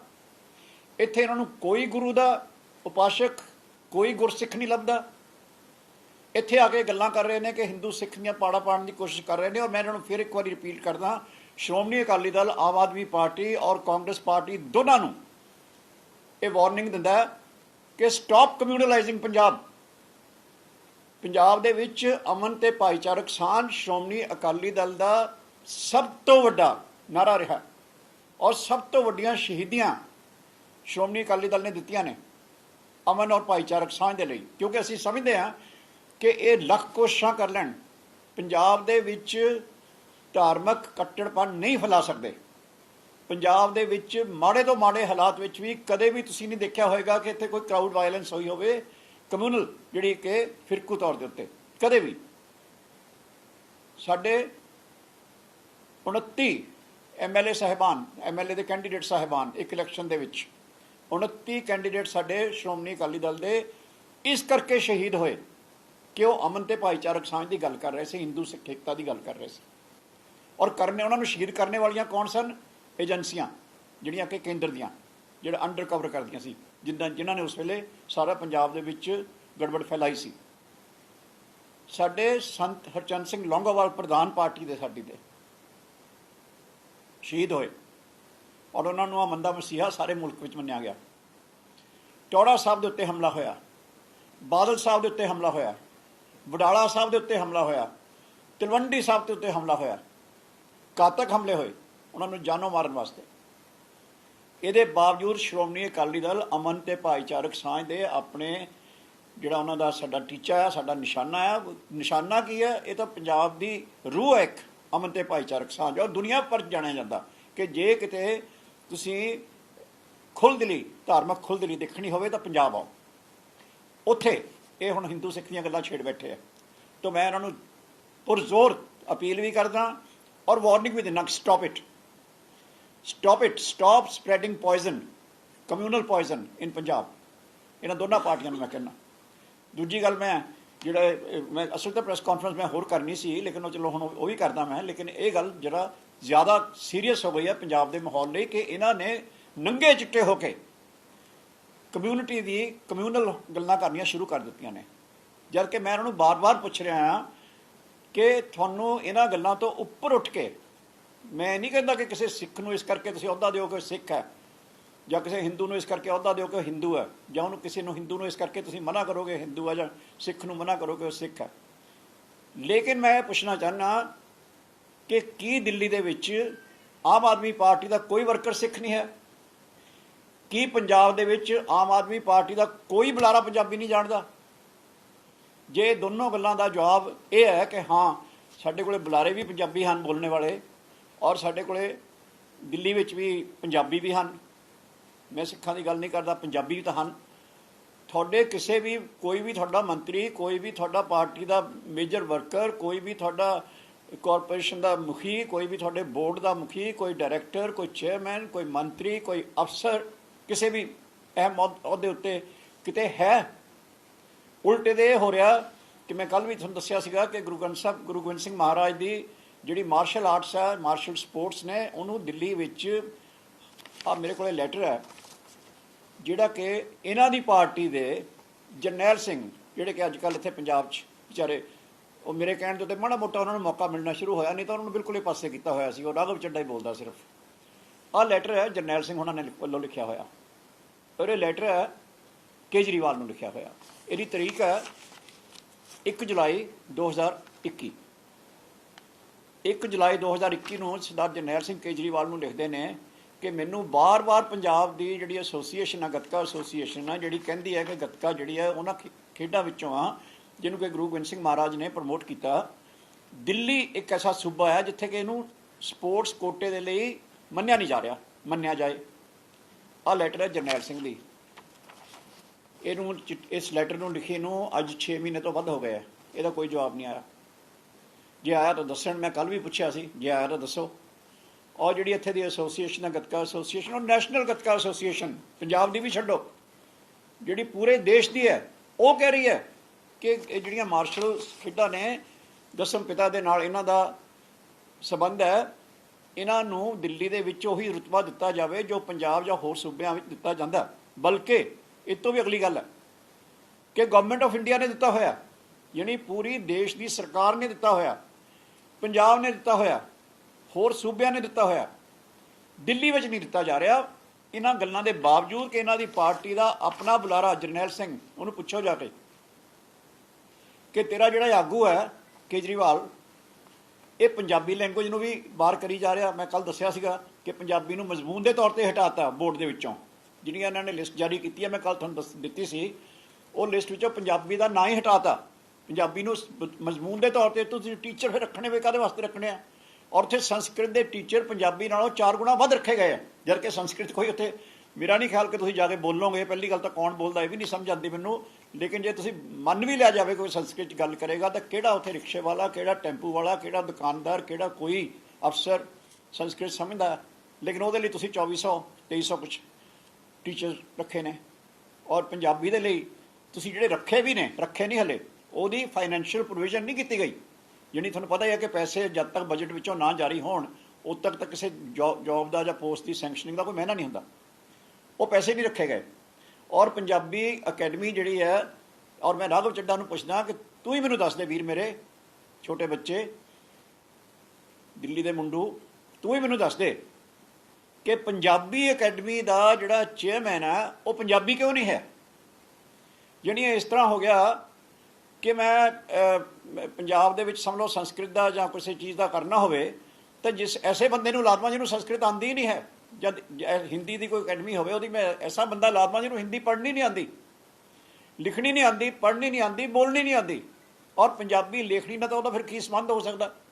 ਔਰ ਇਹ ਅਕੈਡਮੀਜ਼ ਮੈਂ ਦੱਸਾਂ, ਇਹ ਉਹ ਹੁੰਦੀਆਂ ਨੇ ਜਿਨ੍ਹਾਂ ਦਾ ਬਹੁਤ ਸਤਿਕਾਰ ਵਾਲਾ ਥਾਂ ਹੁੰਦਾ। ਨੋਬੈਲ ਪ੍ਰਾਈਜ਼ ਤੱਕ ਲੋਕ ਇਹਨਾਂ ਅਕੈਡਮੀਜ਼ ਦੇ ਥਰੂ ਰਿਕਮੈਂਡ ਹੁੰਦੇ ਨੇ, ਨੋਬੈਲ ਪ੍ਰਾਈਜ਼ ਤੱਕ। ਔਰ ਇਹਨਾਂ ਦੇ ਚੇਅਰਮੈਨ ਤੁਹਾਨੂੰ ਦੱਸਾਂ ਕਿੱਦਾਂ ਦੇ ਬੰਦੇ ਰਹਿੰਦੇ ਨੇ। ਮੈਂ ਕੱਲ ਵੀ ਦੱਸਿਆ ਸੀ ਕਿ ਅਮਰਤਾ ਪ੍ਰੀਤਮ ਜੀ ਵਰਗੇ, ਸੁਰਜੀਤ ਪਾਤਰ ਵਰਗੇ, ਭਗਵੰਤ ਮਾਨ ਨੂੰ ਬਣਾ ਦੇ, ਮੈਨੂੰ ਕੋਈ ਇਤਰਾਜ਼ ਨਹੀਂ, ਭਗਵੰਤ ਮਾਨ ਵੀ ਪੰਜਾਬੀ ਦਾ ਕਲਾ ਕਰ ਰਿਹਾ। ਲੇਕਿਨ ਮੈਂ ਹੁਣ ਇਹ ਪੁੱਛਣਾ ਚਾਹੁੰਦਾ ਕਿ ਪੰਜਾਬ 'ਚ ਤੁਸੀਂ ਗੱਲਾਂ ਕਰਦੇ ਹੋ, ਦਿੱਲੀ ਵਿੱਚ ਤੁਸੀਂ ਕਿਉਂ ਨਹੀਂ ਕਰ ਰਹੇ? ਔਰ ਕੀ ਨਫ਼ਰਤ ਹੈ ਤੁਹਾਨੂੰ, ਕੀ ਜ਼ਹਿਰ ਹੈ ਤੁਹਾਡੀ ਪੰਜਾਬੀ ਦੇ ਖਿਲਾਫ, ਪੰਜਾਬੀ ਕਲਚਰ ਦੇ ਖਿਲਾਫ, ਪੰਜਾਬੀ ਸੱਭਿਆਚਾਰ ਦੇ ਖਿਲਾਫ, ਪੰਜਾਬੀ ਬੋਲੀ ਦੇ ਖਿਲਾਫ, ਕਿ ਤੁਸੀਂ ਹਰੇਕ ਚੀਜ਼ 'ਤੇ ਦਰਵਾਜ਼ੇ ਬੰਦ ਕਰੀ ਜਾ ਰਹੇ ਹੋ? ਚਾਹੇ ਉਹ ਦਸ਼ਮੇਸ਼ ਪਿਤਾ ਦੇ ਨਾਲ ਸੰਬੰਧਿਤ ਜਿਹੜੀਆਂ ਮਾਰਸ਼ਲ ਖੇਡਾਂ ਨੇ ਉਹਨਾਂ ਦਾ ਸੰਬੰਧ ਹੋਵੇ, ਚਾਹੇ ਪੰਜਾਬੀ ਲੈਂਗੁਏਜ ਦਾ ਸੰਬੰਧ ਹੋਵੇ, ਚਾਹੇ ਪੰਜਾਬੀ ਅਕੈਡਮੀ ਦਾ ਸੰਬੰਧ ਹੋਵੇ, ਚਾਹੇ ਪੰਜਾਬੀ ਨੂੰ ਮੌਕਾ ਦੇਣ ਦੀ ਸੰਬੰਧ ਹੋਵੇ। ਪੰਜਾਬ 'ਚ ਮੌਕਾ ਮੰਗ ਰਹੇ ਹੋ, ਦਿੱਲੀ ਵਿੱਚ ਪੰਜਾਬੀ ਲਈ ਸਾਰੇ ਮੌਕੇ ਬੰਦ ਕਰਤੇ ਗਏ ਆ, ਪੰਜਾਬੀ ਲਈ ਔਰ ਪੰਜਾਬੀਆਂ ਲਈ। ਮੈਨੂੰ ਇੱਕ ਬੰਦੇ ਦਾ ਨਾਮ ਲੈਣ ਕਿ ਆ ਪੰਜਾਬੀ ਆ ਔਰ ਸਾਡਾ ਖਾਸ ਬੰਦਾ ਹੈ ਦਿੱਲੀ ਦੇ ਵਿੱਚ, ਦਿੱਲੀ ਸਰਕਾਰ ਦੇ ਵਿੱਚ ਔਰ ਦਿੱਲੀ ਪਾਰਟੀ ਦੇ ਵਿੱਚ। ਇੱਕ ਬੰਦਾ ਰੱਖ ਲੈਂਦੇ ਆ ਚਿਹਰਾ ਦਿਖਾਉਣ ਵਾਸਤੇ, ਔਰ ਉਹਨੂੰ ਵੀ ਪਿੱਛੇ ਰਖਾਦੇ ਆ। ਮੋਹਰੇ ਕੀਤਾ ਹੋਇਆ ਰਾਘਵ ਚੱਡਾ, ਜਰਨੈਲ ਸਿੰਘ ਵਿਚਾਰਾ ਪਿੱਛੇ, ਉਹ ਵੀ ਮੇਰੇ ਕਹਿਣ 'ਤੇ ਕੱਲ੍ਹ ਉਹਨਾਂ 'ਚ ਘੁੰਡ ਚਕਾਈ ਕੀਤੀ ਥੋੜ੍ਹੀ ਜਿਹੀ ਉਹਦੀ, 1-2 ਮਿੰਟ ਲਈ। ਸੋ ਇਹ ਜਿਹੜਾ ਮੈਂ ਇੱਕ ਵਾਰੀ ਫਿਰ ਰਿਪੀਟ ਕਰਾਂ ਕਿ ਜਿਹੜਾ ਇਹਨਾਂ ਨੇ ਜ਼ਹਿਰ ਫੈਲਾਣੀ ਸ਼ੁਰੂ ਕੀਤੀ ਹੈ ਔਰ ਬਹੁਤ ਖਤਰਨਾਕ ਆ, ਪੰਜਾਬੀਆਂ ਨੂੰ ਇਸ ਲਈ ਜਾਗਣਾ ਪਏਗਾ। ਕਾਂਗਰਸ ਪਾਰਟੀ ਔਰ ਆਮ ਆਦਮੀ ਪਾਰਟੀ ਇਹਨਾਂ ਨੇ ਜਾਣ ਕੇ ਹਿੰਦੂ ਸਿੱਖ ਦਾ ਮੁੱਦਾ ਸ਼ੁਰੂ ਕੀਤਾ। ਇਹ ਪੰਜਾਬ ਨੂੰ ਪੋਲਰਾਈਜ਼ ਕਰਨਾ ਚਾਹੁੰਦੇ ਆ ਇੱਥੇ, ਕਿਉਂਕਿ ਇਹਨਾਂ ਨੂੰ ਲੱਗਦਾ ਹੋਰ ਸਾਡੀ ਦਾਲ ਗਲ ਨਹੀਂ ਰਹੀ, ਕਿਉਂਕਿ ਕੰਮਾਂ ਦੇ ਆਧਾਰ ਦੇ ਉੱਤੇ ਸ਼੍ਰੋਮਣੀ ਅਕਾਲੀ ਦਲ ਦਾ ਕਹਿੰਦੇ ਹੁੰਦੇ ਆ ਕਿ ਜਾਦੂ ਸਿਰ ਚੜ੍ਹ ਕੇ ਬੋਲ ਰਿਹਾ। ਦੁਨੀਆ ਨੂੰ ਦਿਸ ਰਿਹਾ ਕਿ 4 ਮਾਰਗੀ 6 ਮਾਰਗੀ ਸੜਕਾਂ ਕਿਹਨੇ ਬਣਾਈਆਂ, ਸ਼੍ਰੀ ਹਰਿਮੰਦਰ ਸਾਹਿਬ ਦਾ ਚੌਗਿਰਦਾ ਜਿਹੜਾ ਦੁਨੀਆ ਦੀ ਪੱਧਰ ਦਾ ਜਲੌ ਵਾਲਾ ਬਣਾਇਆ, ਰੂਹਾਨੀ ਜਲੌ ਵਾਲਾ, ਉਹ ਕਿਹਨੇ ਬਣਾਇਆ, ਪੰਜਾਬ ਨੂੰ ਪਾਵਰ ਸਰਪਲਸ ਕਿਹਨੇ ਬਣਾਇਆ ਸੀ। ਔਰ ਅੱਜ ਕੱਲ੍ਹ ਸਰਦੀਆਂ ਵਿੱਚ ਫਿਰ ਕੱਟ ਲੱਗ ਰਹੇ ਨੇ ਕਿੱਦਾਂ ਦੇ ਸ਼ਹਿਰਾਂ ਵਿੱਚ, ਮੋਹਾਲੀ ਵਰਗੇ ਸ਼ਹਿਰਾਂ ਦੇ ਵਿੱਚ ਜਿਹੜਾ ਚੰਡੀਗੜ੍ਹ ਦੇ ਨਾਲ ਆ ਔਰ ਜਿਹੜਾ ਰਾਜਧਾਨੀ ਦੇ ਲਗਭਗ ਬਰਾਬਰ ਦਾ ਦਰਜਾ ਰੱਖਦਾ, ਇੱਥੇ ਵੀ ਅੱਜ ਕੱਲ੍ਹ ਕੱਟ ਲੱਗ ਰਹੇ ਨੇ। ਇਹ ਲੋਕਾਂ ਨੂੰ ਸਾਫ਼ ਦਿਸ ਰਿਹਾ, ਲੋਕਾਂ ਨੂੰ ਸਾਫ਼ ਦਿਸ ਰਿਹਾ ਕਿ ਕਿਸਾਨਾਂ ਨੂੰ ਮੁਫਤ ਬਿਜਲੀ ਕਿਹਨੇ ਦਿੱਤੀ ਸੀ, ਲੋਕਾਂ ਨੂੰ ਸਾਫ਼ ਦਿਸ ਰਿਹਾ ਆਟਾ ਦਾਲ ਕਿਹਨੇ ਦਿੱਤੀ ਸੀ, ਲੋਕਾਂ ਨੂੰ ਸਾਫ਼ ਦਿਸ ਰਿਹਾ ਕਿ ਸ਼ਗਨ ਸਕੀਮ ਕਿਹਨੇ ਸ਼ੁਰੂ ਕੀਤੀ ਸੀ, ਲੋਕਾਂ ਨੂੰ ਸਾਫ਼ ਦਿਸ ਰਿਹਾ ਕਿ 올ਡ ਏਜ ਪੈਨਸ਼ਨ ਕਿਹਨੇ ਸ਼ੁਰੂ ਕੀਤੀ ਸੀ, ਸਾਫ਼ ਦਿਸ ਰਿਹਾ ਕਿ ਇੰਟਰਨੈਸ਼ਨਲ 에ਅਰਪੋਰਟਸ ਦੋਨੋਂ ਹੀ ਪੰਜਾਬ ਦੀਆਂ ਸਰਦਾਰ ਪ੍ਰਕਾਸ਼ ਸਿੰਘ ਬਾਦਲ ਲੈ ਕੇ ਆਏ, ਦੋਨੋਂ ਹੀ ਰਿਕਾਰਡ ਦੀ ਗੱਲ ਹੈ, ਕੋਈ ਚੈੱਕ ਕਰ ਲੈ। ਮੈਂ ਕੋਈ ਉਹ ਗੱਲ ਕਰਨ ਯਕੀਨ ਨਹੀਂ ਕਰਦਾ ਜਿਹੜੀ ਕਿ ਤੱਥਾਂ 'ਤੇ ਆਧਾਰਿਤ ਨਾ ਹੋਵੇ। ਔਰ ਕਈ ਵਾਰੀ ਹੁੰਦਾ ਕੀ ਹੈ, ਮੈਂ ਤੁਹਾਨੂੰ ਦੱਸਾਂ, ਭਗਵੰਤ ਮਾਨ ਦੀ ਗੱਲ ਕਰਾਂ, ਇਹਨਾਂ ਦੇ ਫੈਨਸ ਤਾਂ ਦੇਖੋ ਕਲਾ ਦੇ ਤੌਰ 'ਤੇ ਤਾਂ ਮੈਂ ਤੁਹਾਨੂੰ ਕਹਿੰਦਾ ਮੈਂ ਵੀ ਫੈਨ ਹਾਂ, ਬਲਕਿ ਮੈਂ ਤਾਂ ਫੈਨ ਹੋਣਾ ਹੀ ਆ, ਕਿਉਂਕਿ ਸੁਖਬੀਰ ਬਾਦਲ ਹੋਣਾ ਦੇ ਪ੍ਰੋਗਰਾਮਾਂ ਦੇ ਵਿੱਚ ਇਹ ਪਰਫਾਰਮ ਕਰਦੇ ਰਹੇ ਨੇ। ਮੇਰੇ ਕੋਲ ਵੀਡੀਓਜ਼ ਪਈਆਂ ਨੇ ਜਿੱਥੇ ਆ ਕੇ ਸੁਖਬੀਰ ਸਿੰਘ ਬਾਦਲ ਹੋਣਾ ਨੂੰ ਇਹ ਰੱਬ ਦਾ ਤੋਂ ਦੂਜੇ ਨੰਬਰ 'ਤੇ ਬੰਦਾ ਦੱਸਦੇ ਆ, ਸਰਦਾਰ ਪ੍ਰਕਾਸ਼ ਸਿੰਘ ਬਾਦਲ ਹੋਣਾ ਨੂੰ ਦੱਸਦੇ ਆ ਕਿ ਪੰਜਾਬ ਦੇ ਧੰਨ ਭਾਗ ਕਿ ਜਿਹਨੇ ਸਰਦਾਰ ਪ੍ਰਕਾਸ਼ ਸਿੰਘ ਬਾਦਲ ਹੋਣਾ ਵਰਗੇ ਦਾਨਿਸ਼ਵਰ ਆਗੂ ਪੈਦਾ ਕੀਤੇ ਆ, ਸਟੇਟਸਮੈਨ। ਔਰ ਦੁਨੀਆ ਦੇ ਵਿੱਚ ਇਹਨਾਂ ਦੇ ਫੈਨ ਉੱਦਾਂ ਹੀ ਹੋਣਗੇ ਤਾਂ ਮੈਂ ਵੀ ਇਹਨਾਂ ਦਾ ਫੈਨ ਹਾਂ, ਲੇਕਿਨ ਮੈਂ ਉਹਦੀ ਗੱਲ ਨਹੀਂ ਕਰ ਰਿਹਾ। ਇਹਨਾਂ ਦੇ ਇੱਕ ਆਸਟ੍ਰੇਲੀਆ ਜਾਂ ਨਿਊਜ਼ੀਲੈਂਡ ਦੇ ਵਿੱਚ ਇੱਕ ਮੇਰੇ ਜਾਣਕਾਰ ਹਨ, ਜਾਣਕਾਰਾਂ ਵਿੱਚ ਇੱਕ ਲੜਕੀ ਹੈ, ਉਹਦੀ ਬਾਈ ਚਾਂਸ ਸਵੇਰੇ ਮੇਰੇ ਨਾਲ ਗੱਲ ਹੋ ਰਹੀ ਸੀ ਅੱਜ, ਅਤੇ ਉਹ ਮੈਂ ਗੱਲਾਂ ਕਰ ਰਿਹਾ ਸੀ। ਉਹ ਕਹਿੰਦੇ ਤੁਸੀਂ ਕੱਲ੍ਹ ਪ੍ਰੈਸ ਕਾਨਫਰੰਸ 'ਚੋਂ ਪੰਜਾਬੀ ਦਾ ਮੁੱਦਾ ਉਠਾ ਰਹੇ ਸੀਗੇ ਕਿ ਭਗਵੰਤ ਮਾਨ ਤਾਂ ਖੁਦ ਪੰਜਾਬੀ ਦਾ ਕਲਾਕਾਰ ਆ ਅਤੇ ਮੈਂ ਉਹਦੀ ਫੈਨ ਹਾਂ। ਅਤੇ ਮੈਂ ਕਿਹਾ ਫੈਨ ਤਾਂ ਮੈਂ ਤੁਹਾਡੇ ਤੋਂ ਵੱਧ ਸ਼ਾਇਦ ਉਹਦਾ, ਲੇਕਿਨ ਉਹਦੇ ਚੁਟਕਲਿਆਂ ਦਾ ਜਾਂ ਉਹ ਜਿਹੜੀ ਕਲਾ ਦਿਖਾਉਂਦਾ ਹੁੰਦਾ ਸੀ, ਲੇਕਿਨ ਉਹ ਕਲਾ ਜਿਹੜੀ ਹੈ ਉਹ ਆਪਣੇ ਥਾਂ ਦੇ ਉੱਤੇ ਆ। ਤੁਸੀਂ ਪੈਸਿਆਂ ਲਈ ਸਰਦਾਰ ਸੁਖਬੀਰ ਸਿੰਘ ਬਾਦਲ ਵੀ ਪ੍ਰੋਗਰਾਮ ਕਰਦੇ ਰਹੇ ਹੋ, ਉਹ ਤਾਂ ਇੱਕ ਅਲੱਗ ਥਾਂ 'ਤੇ ਹੈ, ਮੈਂ ਤੁਹਾਡਾ ਸਤਿਕਾਰ ਕਰਦਾ। ਲੇਕਿਨ ਅੱਜ ਤੁਸੀਂ ਕਿਉਂ, ਹੁਣ ਮੇਰੇ 5 ਸਵਾਲ ਨੇ ਭਗਵੰਤ ਮਾਨ ਜੀ ਨੂੰ, ਉਹ ਮੈਂ ਜਿਹਦੇ ਕਰਕੇ ਤੁਹਾਡੀ ਅਸਲੀ ਤੁਹਾਨੂੰ ਤਕਲੀਫ ਦਿੱਤੀ ਸੀਗੀ, ਲੇਕਿਨ ਆ ਵਿੱਚ ਹੀ ਇਹਨਾਂ ਨੇ ਕਮਿਊਨਲਾਈਜੇਸ਼ਨ ਸ਼ੁਰੂ ਕਰਤੀ ਔਰ ਇਹ ਖਤਰਨਾਕ ਟ੍ਰੈਂਡ ਹੈ, ਬਹੁਤ ਖਤਰਨਾਕ ਟ੍ਰੈਂਡ ਹੈ। ਅਮਨ ਔਰ ਭਾਈਚਾਰਕ ਸਾਂਝ ਨੂੰ ਮੁੜ ਕੇ ਲਾਂਬੂ ਲਾਉਣਾ ਚਾਹੁੰਦੇ ਨੇ ਇਹ ਦੋਨੋਂ, ਕਿਉਂਕਿ ਇਹਨਾਂ ਦੀ ਹੋਰ ਕਿਸੇ ਤਰ੍ਹਾਂ ਦਾਲ ਨਹੀਂ ਗਲ ਰਹੀ। ਇਹਨਾਂ ਨੂੰ ਪਹਿਲਾਂ ਬੜੇ ਭੁਲੇਖੇ ਸੀਗੇ ਕਿ ਸਾਡਾ ਤਾਂ ਹੋ ਗਿਆ ਕੰਮ, ਸਾਡੀ ਤਾਂ ਨੇਰੀ ਚੱਲ ਰਹੀ ਹੈ, ਜਿੱਦਾਂ ਪਿਛਲੀ ਵਾਰੀ ਵੀ ਸੀਗਾ ਇਹਨਾਂ ਨੂੰ। ਲੇਕਿਨ ਹੁਣ ਜਿਉਂ-ਜਿਉਂ ਦਿਨ ਨੇੜੇ ਆ ਰਿਹਾ, ਇਹਨਾਂ ਦੀਆਂ ਅੱਖਾਂ ਖੁੱਲ੍ਹ ਰਹੀਆਂ ਨੇ ਕਿ ਖੜ੍ਹੇ ਕਿੱਥੇ ਅਸੀਂ, ਇਹਨਾਂ ਦੀ ਜ਼ਮੀਨ ਪੈਰਾਂ ਥੱਲੋਂ ਖਿਸਕ ਰਹੀ ਹੈ ਦਿਨ ਬ ਦਿਨ। ਔਰ ਹੁਣ ਇਹਨਾਂ ਨੂੰ ਐਨ ਇਲਮ ਹੋ ਗਿਆ ਕਿ ਸਾਡਾ ਕੋਈ ਦਾ ਨਹੀਂ, ਚਾਂਸ ਨਹੀਂ ਲੱਗਦਾ।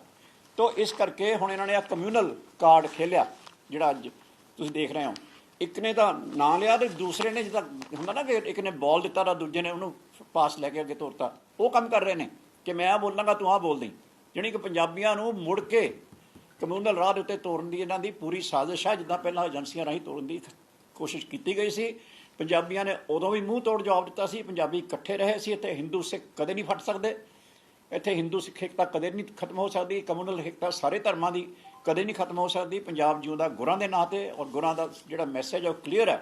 केजरीवाल का भी अभी ट्वीट आया है कि ये सिद्धू और इसको ही मुख्यमंत्री का चेहरा क्यों बनाया, सुनील जाखड़ को क्यों? ਇੱਕ ਸਵਾਲ ਕੀਤਾ ਮੈਂ ਉਹਦੀ, ਥੈਂਕ ਯੂ ਸੋ ਮਚ ਜੀ, thank you so much really. ਕਈ ਵਾਰੀ ਸਵਾਲ ਦੇ ਨਾਲ ਬੰਦੇ ਨੂੰ ਗੱਲ ਖਿਆਲ ਕਲੀਅਰ ਹੁੰਦੀ ਹੈ। ਅੱਜ ਉਹਦਾ ਮੁੰਡੂ ਦੀ ਗੱਲ ਕਰ ਰਿਹਾ ਮੈਂ ਰੋਜ਼, ਰਾਘਵ ਚੱਡਾ, ਉਹ ਕਹਿ ਰਿਹਾ ਕਿ ਜਬ ਮੈਨੂੰ ਤਾਂ ਹਿੰਦੀ ਉਨੀ ਅੱਛੀ ਤਰ੍ਹਾਂ ਬੋਲਣੀ, ਮੈਂ ਬੋਲ ਲੈਂਦਾ ਹਿੰਦੀ, ਪਰ ਜਿਹੜੀ ਉਹ ਜਿੱਦਾਂ ਉਹ ਜਿਹੜਾ ਜਿਹਦੀ ਮਾਂ ਬੋਲੀ ਪੰਜਾਬੀ ਹੈ ਉਹ ਪੰਜਾਬੀ ਜ਼ਿਆਦਾ ਵਧੀਆ ਬੋਲੇਗਾ, ਜਿਹਦੀ ਮਾਂ ਬੋਲੀ ਹਿੰਦੀ ਹੈ ਉਹ ਹਿੰਦੀ ਜ਼ਿਆਦਾ ਵਧੀਆ ਬੋਲਦਾ। ਲੇਕਿਨ ਮੈਂ ਉਹਦੀ ਤੁਹਾਨੂੰ ਉਹ ਦੱਸਣਾ ਉਹ ਕੀ ਕਹਿ ਰਿਹਾ। ਉਹ ਕਹਿੰਦਾ कि जब वो अपना सुनील जाखड़ जी उनका नाम कैंडिडेट्स में शामिल ही नहीं है तो आप उनकी तस्वीर क्यों लगा रहे हो पोस्टर्स पर। पहली गल तेनू पेट दर्द क्यों हो रहा है, तो उन्होंने पार्टी का मसला है, तो तू की लेना देना इस गल चों, वो लाण ना लाण मैं की लेना। पर मैं सवाल तेनू पुछदा है कि तेनू इस गल का बड़ा दर्द होया कि जाखड़ साहब की फोटो क्यों लाई है। तेनू तो यह कहना चाहिए ਸੀ जाखड़ साहब की फोटो क्यों नहीं ला रहे, तू कह रहा लाई क्यों आ। पर लाई नहीं लाई ये उन्हों का मसला है, मेरा मैं उस चों की लेना। पर तेनू मैं पुछदा क्योंकि तू सवाल किया। ਕਿ ਤੁਸੀਂ ਕੇਜਰੀਵਾਲ ਦਾ ਨਾਂ ਕਿਉਂ ਲੈ ਰਹੇ ਹੋ? ਜ਼ਿਆਦਾ ਸਾਫ਼ ਮੰਨੋ ਕਿ ਅਸਲੀ ਮੁੱਖ ਮੰਤਰੀ ਤੁਹਾਡਾ ਉਹ ਆ ਕੈਂਡੀਡੇਟ ਭਗਵੰਤ ਮਾਨ ਸਿਰਫ ਮੋਹਰਾ ਹੈ। ਅਸਲੀ ਸੰਗਲ ਜਿਹੜਾ ਗਲ 'ਚ ਪਾਇਆ ਹੋਇਆ ਭਗਵੰਤ ਮਾਨ ਦੇ, ਉਹ ਤਾਂ ਇਕੱਲੇ ਨੂੰ ਨਜ਼ਰ ਆ ਰਿਹਾ। ਪੰਜਾਬ ਦੀਆਂ ਕੰਧਾਂ ਤੇ ਭਗਵੰਤ ਮਾਨ ਦਾ ਨਾਂ ਲਿਖਿਆ ਹੋਇਆ, ਕੇਜਰੀਵਾਲ ਦਾ ਲਿਖਿਆ ਹੋਇਆ। ਹੁਣ ਮੈਂ ਇਹਨੂੰ ਚੱਡਾ ਨੂੰ ਪੁੱਛਦਾ ਹਾਂ ਮੁੰਡੂ ਨੂੰ ਕਿ ਭਾਈ ਤੈਨੂੰ ਆ ਜਾਖੜ ਸਾਹਿਬ ਦਾ ਬੜਾ ਦੁੱਖ ਲੱਗਿਆ ਕਿ ਇਹਨਾਂ ਦਾ ਨਾਂ ਕਿਉਂ ਪਾਤਾ ਪੋਸਟਰ ਦੇ ਵਿੱਚ, ਤੇ ਤੁਸੀਂ ਕੇਜਰੀਵਾਲ ਦਾ ਕਿਉਂ ਲਿਖ ਰਹੇ ਹੋ? ਤੁਸੀਂ ਤਾਂ ਕਹਿੰਦੇ ਕੇਜਰੀਵਾਲ ਕੈਂਡੀਡੇਟ ਹੀ ਨਹੀਂ ਹੈ, ਕੈਂਡੀਡੇਟ ਤੁਸੀਂ ਕਹਿੰਦੇ ਭਗਵੰਤ ਮਾਨ ਆ। ਮੈਨੂੰ ਤਾਂ ਪਤਾ ਨਹੀਂ ਹੈ ਭਗਵੰਤ ਮਾਨ, ਮੈਨੂੰ ਤਾਂ ਪਤਾ ਇਹ ਲੋਕਾਂ ਨੂੰ ਧੋਖਾ ਦੇਣ ਲਈ ਮੋਹਰੇ ਕੀਤਾ ਹੋਇਆ। ਨਾਲ ਤੁਸੀਂ ਦੱਸਿਆ ਨਾ, ਨਾਲ 2 ਬੰਦੇ ਬਿਠਾ ਲੈਂਦੇ ਪੰਜਾਬ ਦੇ, ਉਹਨਾਂ ਨੂੰ ਬੋਲਣ ਨਹੀਂ ਦਿੰਦੇ। ਔਰ ਇਸ ਤੋਂ ਵੱਧ ਜਲਾਲਤ ਕੀ ਹੁੰਦੀ ਹੈ ਕਿ ਤੁਸੀਂ ਬੰਦੇ ਨਾਲ ਬਿਠਾਉਂਦੇ ਹੋ ਲੇਕਿਨ ਉਹਨਾਂ ਨੂੰ ਬੋਲਣ ਨਹੀਂ ਦੇ ਰਹੇ। ਤੁਸੀਂ ਉਹਨਾਂ ਨੂੰ ਨਾ ਬਿਠਾਓ, ਫਿਰ ਬਿਠਾਲਦੇ ਕਾਹਦੇ ਵਾਸਤੇ ਆ? ਹੁਣ ਦੇਖੋ ਕੱਲ੍ਹ ਮੇਰੇ ਨਾਲ ਬੈਠੇ ਸਰਦਾਰ ਹਰਵਿੰਦਰ ਸਿੰਘ, ਤੇ ਤੁਸੀਂ ਉਹਨਾਂ ਨੂੰ ਜਿਹੜਾ ਮਰਜ਼ੀ ਸਵਾਲ ਪੁੱਛੋ ਉਹਨਾਂ ਨੇ ਜਵਾਬ ਦਿੱਤੇ ਆ। ਉਹਨਾਂ ਨੇ ਗੱਲ ਕਰਨੀ ਹੁੰਦੀ, ਜਿਹੜਾ ਬੰਦਾ ਨਾਲ ਬੈਠਾ ਪੱਤਰਕਾਰਾਂ ਦਾ ਪੂਰਾ ਹੱਕ ਹੈ ਉਹਨਾਂ ਨੂੰ ਜੋ ਮਰਜ਼ੀ ਪੁੱਛਣ। ਲੇਕਿਨ ਇਹਨਾਂ ਦੇ ਨਾਲ ਜਿਹੜੇ ਬੈਠਦੇ ਆ ਉਹਨਾਂ ਤੋਂ ਤੁਸੀਂ ਕੁਛ ਨਹੀਂ ਪੁੱਛ ਸਕਦੇ। ਜੇ ਤੁਸੀਂ ਪੁੱਛੋਗੇ ਤਾਂ ਉਹਦਾ ਜਵਾਬ ਸੰਘੇੜਾ ਸਾਹਿਬ ਨਹੀਂ ਦੇਣਗੇ। ਆਸ਼ੂ ਬਾਂਗਰ ਨੇ ਆਮ ਆਦਮੀ ਪਾਰਟੀ ਤੇ ਲਗਾਏ ਵੱਡੇ ਦੋਸ਼। ਫਿਰੋਜ਼ਪੁਰ ਵਿਖੇ ਪ੍ਰੈਸ ਕਾਨਫਰੰਸ ਨੂੰ ਸੰਬੋਧਨ ਕਰਦੇ ਹੋਏ ਆਸ਼ੂ ਬਾਂਗਰ ਨੇ ਭੱਬਾ ਮਾਰ ਦੱਸੀ ਹੱਡ ਬੀਤੀ ਆਮ ਆਦਮੀ ਪਾਰਟੀ ਤੇ ਲਗਾਏ ਵੱਡੇ ਦੋਸ਼। ਸੁਣ ਕੇ ਤੁਹਾਡੇ ਵੀ ਉੱਡ ਜਾਣਗੇ ਹੋਸ਼। ਸਭ ਤੋਂ ਪਹਿਲਾਂ ਹਲਕਾ ਫਿਰੋਜ਼ਪੁਰ ਦੀ ਸਾਰੀ ਪ੍ਰੈਸ ਕਲੱਬ ਦਾ ਬਹੁਤ ਧੰਨਵਾਦੀ ਹਾਂ ਮੈਂ, ਕਿਉਂਕਿ ਹਮੇਸ਼ਾ ਇਹ ਸੱਚ ਦੀ ਆਵਾਜ਼ ਨੂੰ ਚੱਕਦੀ ਆਈ ਹੈ ਔਰ ਦਬੀਆਂ ਹੋਈਆਂ ਚੀਜ਼ਾਂ ਨੂੰ ਇਹਨਾਂ ਨੇ ਹਮੇਸ਼ਾ ਲੋਕਾਂ ਤੱਕ ਪਹੁੰਚਾਇਆ, ਲੋਕਾਂ ਤੱਕ ਰੂਬਰੂ ਕੀਤਾ। ਸੋ ਬਹੁਤ ਧੰਨਵਾਦ ਸਾਥੀਓ। ਅੱਜ ਦਾ ਜਿਹੜਾ ਇੱਕੋ ਇੱਕ ਟੌਪਿਕ ਹੈ ਜਿਹੜਾ ਮੈਂ 10-15 ਮਿੰਟ ਜਾਂ 20 ਮਿੰਟ ਦੇ ਵਿੱਚ ਖਤਮ ਕਰ ਦਾਂਗਾ। ਉਸ ਤੋਂ ਬਾਅਦ ਤੁਹਾਨੂੰ ਸਾਰੀ ਪ੍ਰੈਸ ਨੂੰ ਬੇਨਤੀ ਹੈ ਵੀ ਉਸ ਤੋਂ ਬਾਅਦ ਮੇਰੇ ਜਿਹੜੇ ਮੈਂ ਜੋ ਬੋਲਣਾ ਹੈ ਉਹ ਸਾਰੀ ਗੱਲਾਂ ਖਤਮ ਹੋਣ ਤੋਂ ਬਾਅਦ ਤੁਹਾਡੇ ਸਵਾਲ ਜਵਾਬ ਸਟਾਰਟ ਹੋਣ, ਇੰਨੀ ਕੁ ਤੁਹਾਨੂੰ ਬੇਨਤੀ ਹੈ। ਕਿਉਂਕਿ ਮੈਂ ਪੋਲੀਟਿਕਸ ਨਵਾਂ, ਤੁਹਾਨੂੰ ਸਭ ਨੂੰ ਪਤਾ ਹੈ। ਇੰਨੀ ਕੁ ਮੈਂ ਤੁਹਾਡੀ ਗੁਜ਼ਾਰਿਸ਼ ਕਰਦਾ ਕਿਉਂਕਿ ਜੋ ਮੇਰੇ ਨਾਲ ਹੋਇਆ, ਮੈਂ ਸਿਰਫ ਤੇ ਸਿਰਫ ਆਪਣਾ ਸਪਸ਼ਟੀਕਰਨ ਦੇਣਾ ਚਾਹੁੰਦਾ ਵੀ ਮੈਂ ਆਮ ਆਦਮੀ ਪਾਰਟੀ ਕਿਉਂ ਛੱਡੀ, ਇਹੋ ਜਿਹਾ ਮੇਰੇ ਨਾਲ ਕੀ ਹੋਇਆ ਜਿਹੜੀ ਮੈਂ ਆਮ ਆਦਮੀ ਪਾਰਟੀ ਦੇ ਵਿੱਚ ਚੰਗੀ ਮਿਹਨਤ ਕੀਤੀ, ਚੰਗਾ ਇੱਕ ਆਪਣਾ ਰੁਤਬਾ ਬਣਾਇਆ, ਮਿਹਨਤ ਕਰਕੇ ਇੱਕ ਆਪਣਾ ਗ੍ਰਾਫ ਖੜਾ ਕੀਤਾ, ਲੋਕਾਂ 'ਚ ਇੱਕ ਬੜੀ ਰਿਸਪੈਕਟ ਮਿਲੀ, ਬੜਾ ਪਿਆਰ ਮਿਲਿਆ, ਬਹੁਤ ਸਤਿਕਾਰ ਮਿਲਿਆ। ਹਲਕਾ ਫਿਰੋਜ਼ਪੁਰ ਦਿਹਾਤੀ ਦੇ ਲੋਕਾਂ ਨੇ ਮੈਨੂੰ ਦਿਲ ਨਾਲ ਲਾਇਆ ਸੀ ਤੇ ਲਾਉਂਦੇ ਨੇ। ਜਿੰਨਾ ਕੁ ਪਿਆਰ ਸਤਿਕਾਰ ਮੈਨੂੰ ਉਸ ਤੋਂ ਬਾਅਦ ਹੁਣ ਮਿਲਿਆ ਉਹ ਵੀ ਤੁਹਾਨੂੰ ਮੈਂ ਜਨਤਕ ਕਰ ਦੂੰਗਾ।